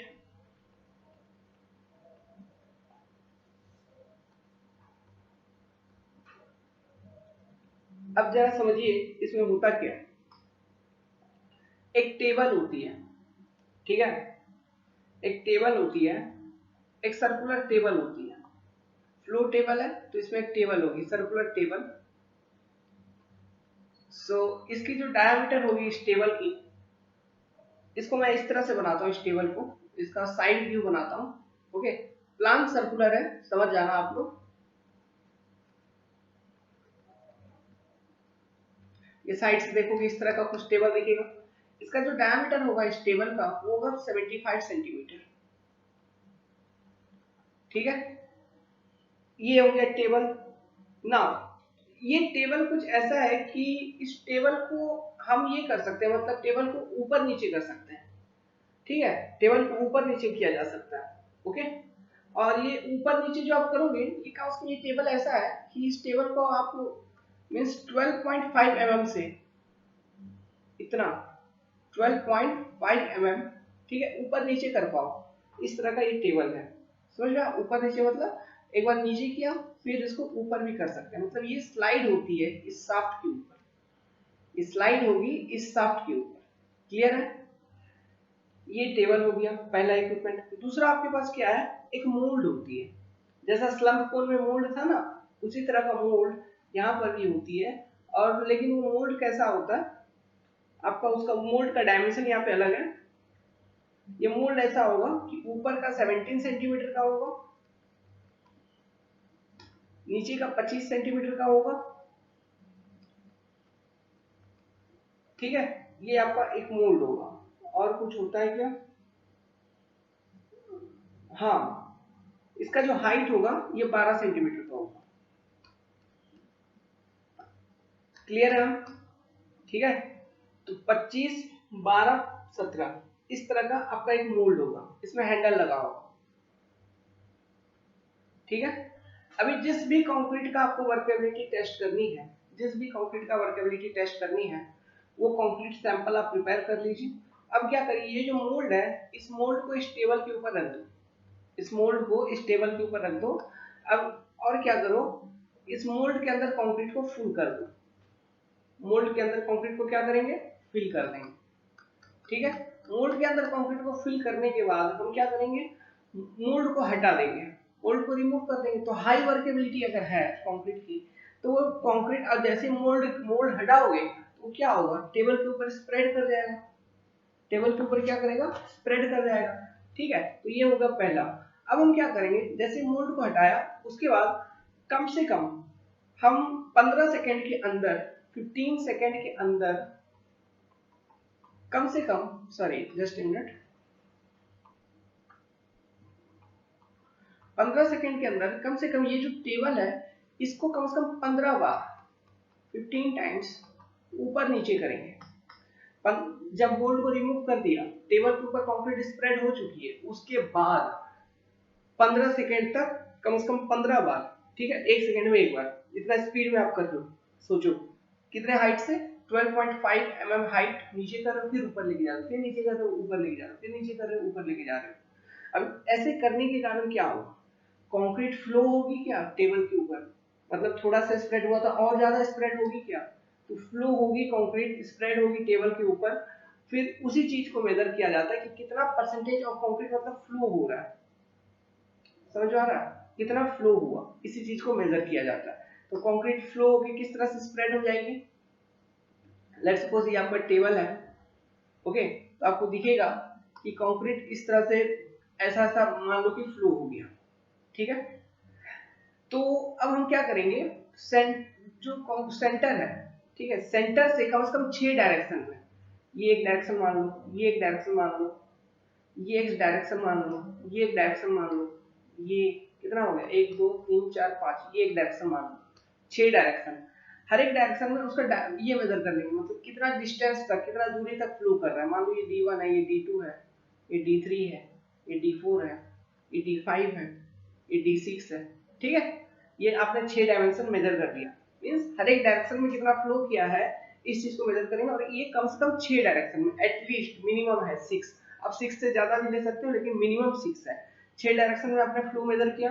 अब हम फ्लो परसेंटेज निकाल लेंगे। फ्लो परसेंटेज कैसे निकाल लेंगे, means summation of D n equal to 1 to 6 let's suppose, okay, divided by 6, ये क्या निकल जाएगा, average flow minus 25 divided by 25 into 100। ठीक है, ये करोगे तो ये आपका निकल जाएगा फ्लो परसेंटेज। ओके, इसको कहा जाता है फ्लो परसेंटेज। और जो जनरली हाईली वर्केबल कंक्रीट है उसकी जो जनरली फ्लो परसेंटेज जो होती है वो कितना होती है, 0 to 150% के बीच में लाई किया जाता है, लाई करता है। ठीक है, तो ये आपका फ्लो टेबल टेस्ट बड़ा सिंपल सा टेस्ट है। चलिए इसके बारे में लिख लीजिए, लिखिए। सो आपने अभी कौन कौन से पॉइंट को लिखे हैं, आपने अभी एक पॉइंट लिखा, it is used for very high workable concrete. ठीक है। नेक्स्ट लिखिए, this test consist of a circular table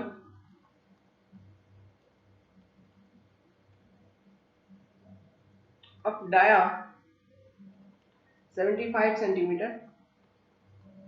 उतना इंपॉर्टेंट टेस्ट नहीं है, लेकिन फिर भी हम पढ़ के जाएंगे एग्जाम के लिए। 75 centimetre and mould having size 25, 12, 17 centimetre. ठीक है। नाउ डायग्राम बना लीजिए। तो डायग्राम हमने इससे पहले, इसे जस्ट प्रीवियस पेज में हमने बना के दिया था। इन डायग्राम को बना लीजिए।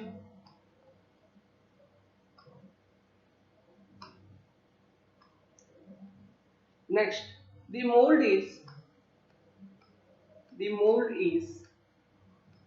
placed on the table and the concrete is to be tested, is filled, and the concrete to be tested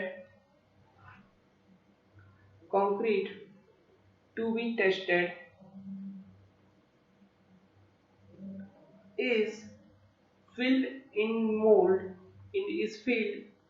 the mold in layers। Okay, layer by layer fill करोगे। आफ्टर विच फिल हो गया, after which the mold is raised, the mold is lifted and table is lifted by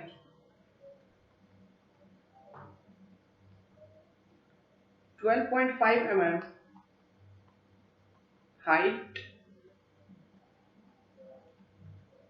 okay, 15 times in 15 seconds, which result in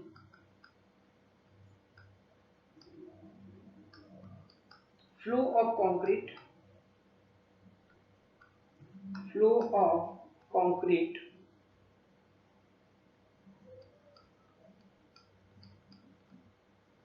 on the table। Next, the spread of concrete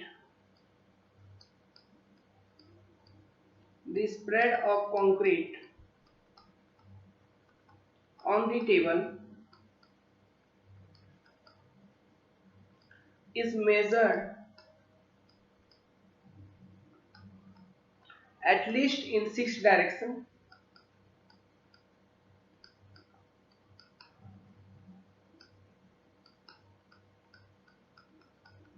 and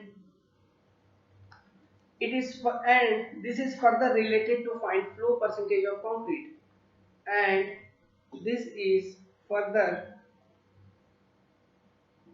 related to find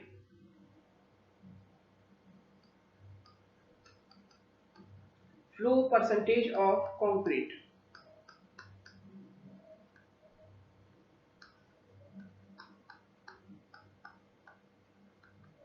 वो diagram बना लीजिए। वो जो table पे मैंने direction दिखाया था spread का, फिर फ्लो इक्वल टू कैसे निकालते हैं उसको लिख लीजिए। लिखिए, उसके बाद नेक्स्ट लिखिए फ्लो परसेंटेज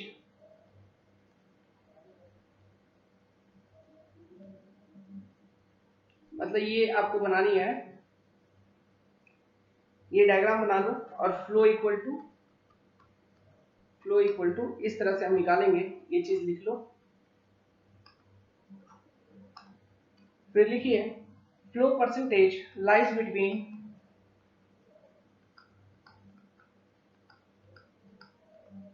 0 to 150%। इतना ज्यादा हाई वर्केबिलिटी अगर कंक्रीट का है तो ऐसे ज्यादा हाई वर्केबिलिटी आपको किस कंडीशन में यूज करना है? लेट्स सपोज कि मान लो कंक्रीट को आपको पंपिंग करना है, तो पंपिंग करना है तो कंक्रीट अच्छे से फ्लो होना चाहिए, जैसे कि पंपिंग करने के लिए या फिर ट्रीमी पाइप कंस्ट्रक्शन करने के लिए वहां पे हम हाई वर्केबल कंक्रीट को यूज करते हैं। तो ऐसे कंक्रीट का अगर वर्केबिलिटी टेस्ट करनी है तो क्या करेंगे, हम यूज करेंगे फ्लो टेबल टेस्ट। समझ गया? ठीक है, बस वेल तो अब चलिए हम ये वर्केबिलिटी का जो टेबल है उस टेबल को बनाते हैं और जरा समझने की कोशिश करते हैं। तो इस टेबल को बनाइए। देखिए सबसे पहले देखिए यहाँ पे डिग्री ऑफ वर्केबिलिटी हमने लिखा है, पहला जो कॉलम है उसमें very low degree of workability, फिर लो वर्केबिलिटी, फिर medium workability, high workability, very high workability. ठीक है, अब बात करते हैं स्लम्प वैल्यू। स्लम्प वैल्यू का सबसे पहले इधर देखो ऊपर में क्या हमने लिखा है। स्लम्प का जो यूनिट ऑफ मेजरमेंट वो क्या होगा, एमएम में या फिर सेंटीमीटर में मेजर करोगे। कॉम्पैक्टिंग फैक्टर जो निकलता है उसका कोई यूनिट है क्या? नहीं, क्योंकि जो रेशियो निकालते हो वेट का ही तो रेशियो है, ऊपर भी वेट नीचे भी वेट, तो इसका कोई यूनिट नहीं होता है। वीवी टाइम, टाइम मेजर करते हो, इसका यूनिट है सेकंड। तो ये क्वेश्चन भी पूछा जा सकता है ना, इनमें से कौन सा यूनिट लेस है। प्लस एक कॉलम बनाइए इसका यूज। तो जनरली सब कुछ हम जनरली बात करते हैं वैसे मतलब मुख्य खास करके। तो जो आपका स्लम्प वैल्यू है for very low workability, slump value कुछ उतना प्राप्त होता नहीं, ठीक है, कुछ प्राप्त होता नहीं। फॉर लो वर्केबिलिटी जो स्लम्प की वैल्यू है इसकी वैल्यू रहेगी आपकी 25 से 75 mm के बीच। फॉर मीडियम वर्केबिलिटी जो आपकी स्लम्प की वैल्यू रहेगी ये रहेगी आपकी 50 से 100 mm के बीच। फॉर हाई वर्केबिलिटी जो आपकी स्लम्प की वैल्यू रहेगी ये रहेगी आपकी 100 से 150 mm के बीच। ठीक है, और वेरी हाई वर्केबिलिटी है मतलब कोई स्लम्प नहीं। वेरी हाई वर्केबिलिटी मतलब जो कंसिस्टेंसी है वो फ्लोइंग कंसिस्टेंसी है, मतलब कंक्रीट आपका क्या हो सकता है, फ्लो हो सकता है। वेरी लो वर्केबिलिटी मतलब अगर कंसिस्टेंसी के टर्म्स में बात करें तो वेरी लो कहने का मतलब है वेरी स्टिफ, वेरी स्टिफ, इसको भी लिखना है तो बगल से लिख लीजिए। लो वर्केबिलिटी कहने का मतलब है स्टिफ, केवल स्टिफ। ठीक है, मीडियम वर्केबिलिटी कहने का मतलब है स्टिफ प्लास्टिक, मतलब स्टिफ भी है लेकिन थोड़ा प्लास्टिक भी है, स्टिफ प्लास्टिक।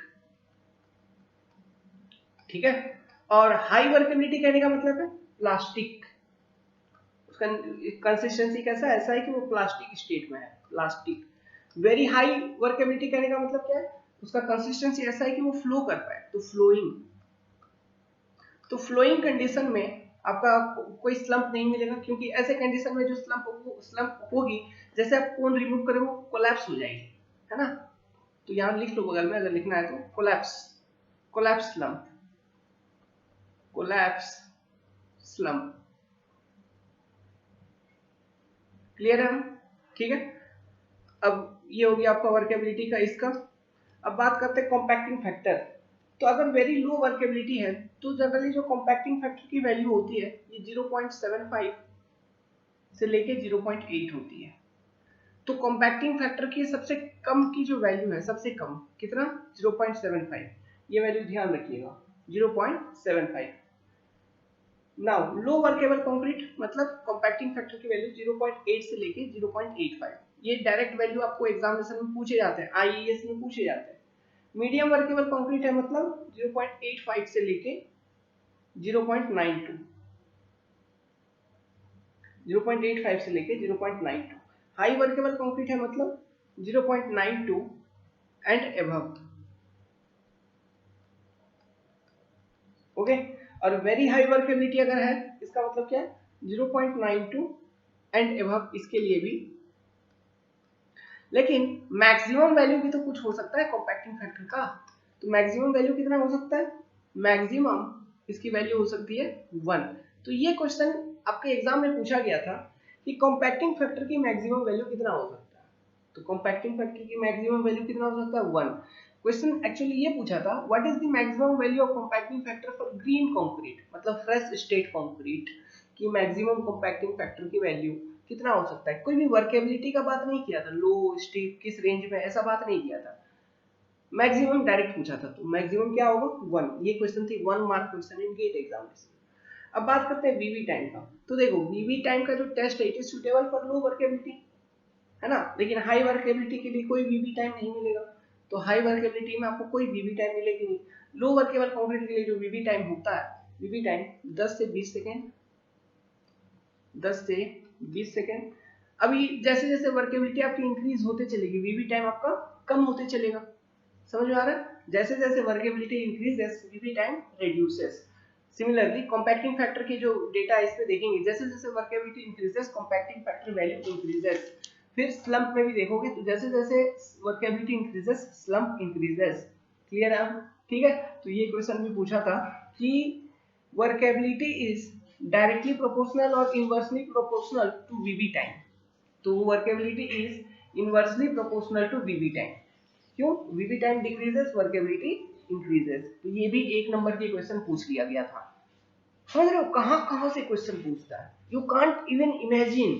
इसलिए चीजों को अच्छे से पढ़िए, हम है ना बताने के लिए। ओके वेल, आपको कोई माइंड पे स्ट्रेस लेने की जरूरत नहीं है। I am here, I am taking out 5 to 10 second, यहाँ पे 2 to 5 सेकेंड, बस याद करना है, ये आपके ऊपर मैं छोड़ूंगा। ओके, तो यहाँ से आपको पूछ सकता है क्वेश्चन, क्या पूछेगा कि वीवी टाइम सबसे कम आप कितना मेजर कर पाओगे। सबसे कम हम 2 सेकेंड मेजर कर पाते हैं। सबसे कम कितना?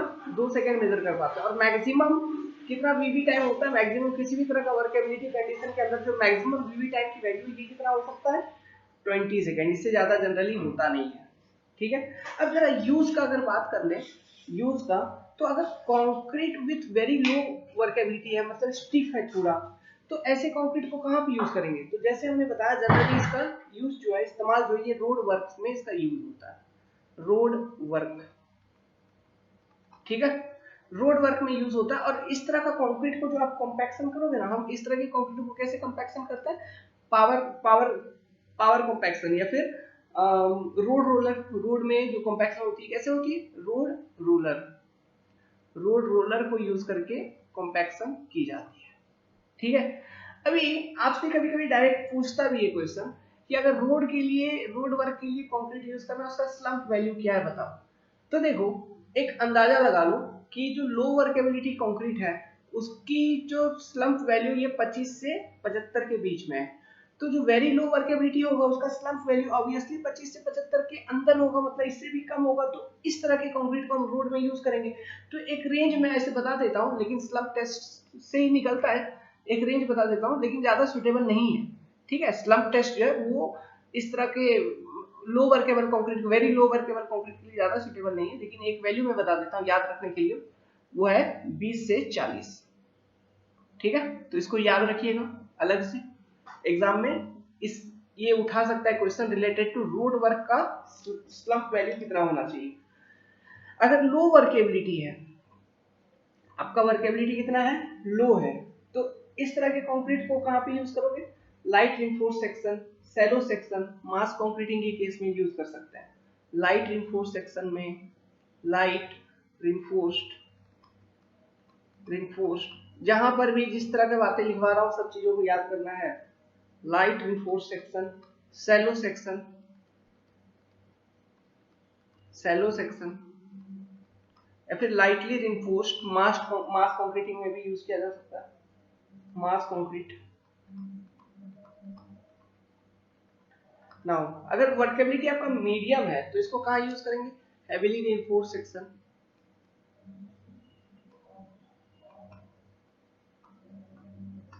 अगर कंक्रीट को आपको पंप करना है, पंपिंग, ठीक है, तो मीडियम वर्केबल कंक्रीट होना चाहिए। Concrete by concreting pump, concreting by concrete pump, concreting by concrete pump. ये जितने भी बातें लिखवा रहा हूं सब एग्जाम में पूछे गए। Concrete pump. अगर बहुत ज्यादा हाई वर्केबिलिटी है, pile foundation.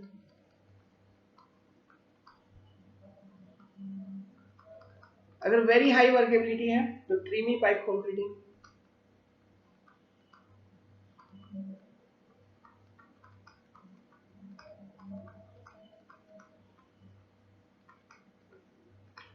Okay, are we clear? ठीक है, तो अगर बहुत ज्यादा हाई वर्केबिलिटी है किसी कंक्रीट की, तो क्या उस तरह के कंक्रीट को आप वाइब्रेट कर सकते हो, मींस कॉम्पैक्ट कर सकते हो वाइब्रेशन यूज करके? नहीं, है ना। तो इस तरह का कंक्रीट को कॉम्पैक्शन करने की जरूरत नहीं होती है, वाइब्रेशन या फिर हैंड कॉम्पैक्शन कोई जरूरत नहीं होती है। जो वेरी हाई वर्केबल कंक्रीट होती है, दोस कंक्रीट आर, इसको एक अलग नाम से भी जाना जाता है, self compacting concrete. Self compacting concrete, clear है? इसमें किसी भी तरह का हैंड कॉम्पैक्शन या फिर वाइब्रेशन करने की जरूरत नहीं है, ये खुद में ही कॉम्पैक्शन इसकी हो जाएगी। क्या हो जाएगी? अपने आप कॉम्पैक्शन हो जाएगा। ओके, वेल, और एक चीज देखो, हम लो वर्केबल जो कंक्रीट है, लो वर्केबल, या तो वेरी लो मैंने बताया रोड में यूज करेंगे और रोड रोलर को यूज करके कॉम्पैक्शन करोगे, तो रोड रोलर एक तरह का पावर कॉम्पैक्शन होता है। पावर कॉम्पैक्शन, आप दम लगा रहे हो, बल लगा रहे हो, ठीक है, पावर कॉम्पैक्शन होती है, ज्यादा आपको कॉम्पैक्शन करना पड़ रहा है, ये एक तरह का क्या है, पावर कॉम्पैक्शन। और वेरी लो वर्केबल, और लो वर्केबल कंक्रीट को भी आप यूज कर सकते हैं इन रोड, लेकिन बशर्ते कंडीशन प्रोवाइडेड इज आप हैंड वाइब्रेटर, मतलब हाथों में पकड़ के जो वाइब्रेटर मशीन यूज करके जो कॉम्पैक्शन करोगे उनको यूज करिए, ठीक है। तो लो वर्केबल कंक्रीट को भी आप यूज कर सकते हो रोड में, लेकिन आपको हैंड वाइब्रेट करना होगा, ठीक है। तो जो लो वर्केबल कंक्रीट है, इसको हम क्या करते हैं, इसमें वाइब्रेशन किस तरह से करते हैं, हैंड वाइब्रेशन प्रोवाइड करते हैं। बात क्लियर है? क्या करते हैं, हैंड वाइब्रेशन उसमें प्रोवाइड करते हैं। अगर लिखना है तो लिख लीजिए hand vibration, okay, hand vibrator. अब देखिए, मीडियम वर्केबल जो कंक्रीट है, मीडियम वर्केबल कंक्रीट, इसमें जनरली जो कंपैक्शन किया जाता है वो मैनुअली किया जाता है, टैंपिंग, रॉडिंग, इन सब चीजों को मदद से इसमें कंपैक्शन की जाती है। अगर वाइब्रेटर यूज करेंगे तो ज्यादा समय तक यूज नहीं करते, कम समय तक यूज करते हैं, क्योंकि जैसे जैसे आपकी कंसिस्टेंसी बढ़ रही है, वो अपने आप उसका फ्लो होने का टेंडेंसी बढ़ रहा है, तो थोड़ा सा ही वाइब्रेट करोगे वो ज्यादा फ्लो होकर अच्छे से कॉम्पैक्ट होने की संभावना अधिक रहती है, तो कॉम्पैक्शन जल्दी अचीव होने की संभावना है ना। तो ज्यादा हैवी वाइब्रेशन करने की जरूरत नहीं है, थोड़ा वाइब्रेट करिए काफी है। समझ में आया आपको? ओके, और बहुत ज्यादा हाई वर्केबिलिटी जैसे हो जाता है, तो उस तरह का कंक्रीट को तो आपको मींस वाइब्रेट करने की कोई आवश्यकता ही नहीं है, ठीक है। इस तरह कंक्रीट को वाइब्रेट करने की कोई आवश्यकता नहीं है। अभी और एक चीज देखिए, अगर मान लो स्लम्प का वैल्यू अगर 0 है, स्लम्प का वैल्यू कितना है, 0, ओके, तो ऐसे कंक्रीट को कहां पे यूज किया जाता है, जनरली प्रीकास्ट स्लैब को बनाने के लिए यूज किया जाता है, ठीक है। एक नोट बना के लिख लो, if slump value equal to 0 then such concrete are used for precast paving slab, ठीक है, precast paving slab. But in this type of concrete there are chances of segregation,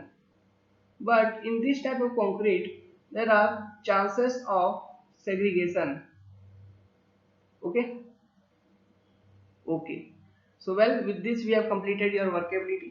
तो जितने भी बात हमने आपको बताया वर्केबिलिटी से रिलेटेड, इन सब बातों को ध्यान रखिए, आपका एग्जामिनेशन में काम बन जाएगा, और कुछ करने की जरूरत नहीं है।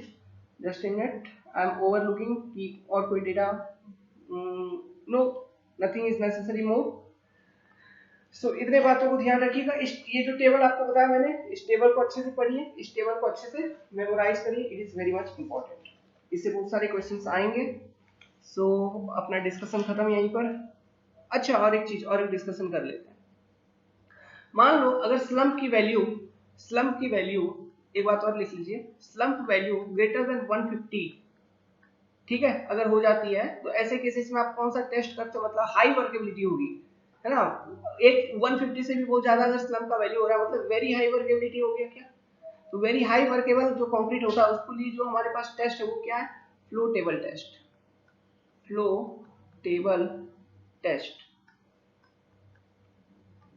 ठीक है, फ्लो टेबल टेस्ट, ओके। और यहाँ पे जो मैंने ये बताया, जो आपका स्लम्प टेस्ट प्रिफरेबल है वो मीडियम वर्केबिलिटी के लिए है, ठीक है। कॉम्पैक्टिंग फैक्टर टेस्ट जो सुटेबल है, ये लो वर्केबिलिटी एंड मीडियम वर्केबिलिटी के लिए सुटेबल है। वीवी टाइम टेस्ट जो सुटेबल है, it is suitable for low workability concrete, okay, low workability concrete. और जो फ्लो टेबल टेस्ट है, it is suitable for high and very high workable concrete, high and very high workable concrete. ठीक है, ये सब चीजों को भी ध्यान रखिएगा, एग्जाम में पूछे जाएंगे। Okay, well, okay then I think I have provided you all the data related to workability of concrete. आपका कोई क्वेश्चन छूटेगा नहीं from workability. It's concept decoder, same to you. Good luck, have a nice day. Next जो सब content हम पढ़ेंगे, we will study strength of concrete. ठीक है, strength of concrete किस तरह से निकालते हैं, compressive strength, tensile strength, फिर factor affecting strength of concrete, इन सब चीजों को। फिर हम पढ़ेंगे non destructive test, hardness test मतलब अल्ट्रासोनिक पल्स वेलोसिटी मेथड, ये सारे टेस्ट वगैरह, पुल आउट टेस्ट, वो सब टेस्ट से भी एग्जाम में क्वेश्चन आते हैं, तो उनको स्टडी करेंगे। Okay, good luck.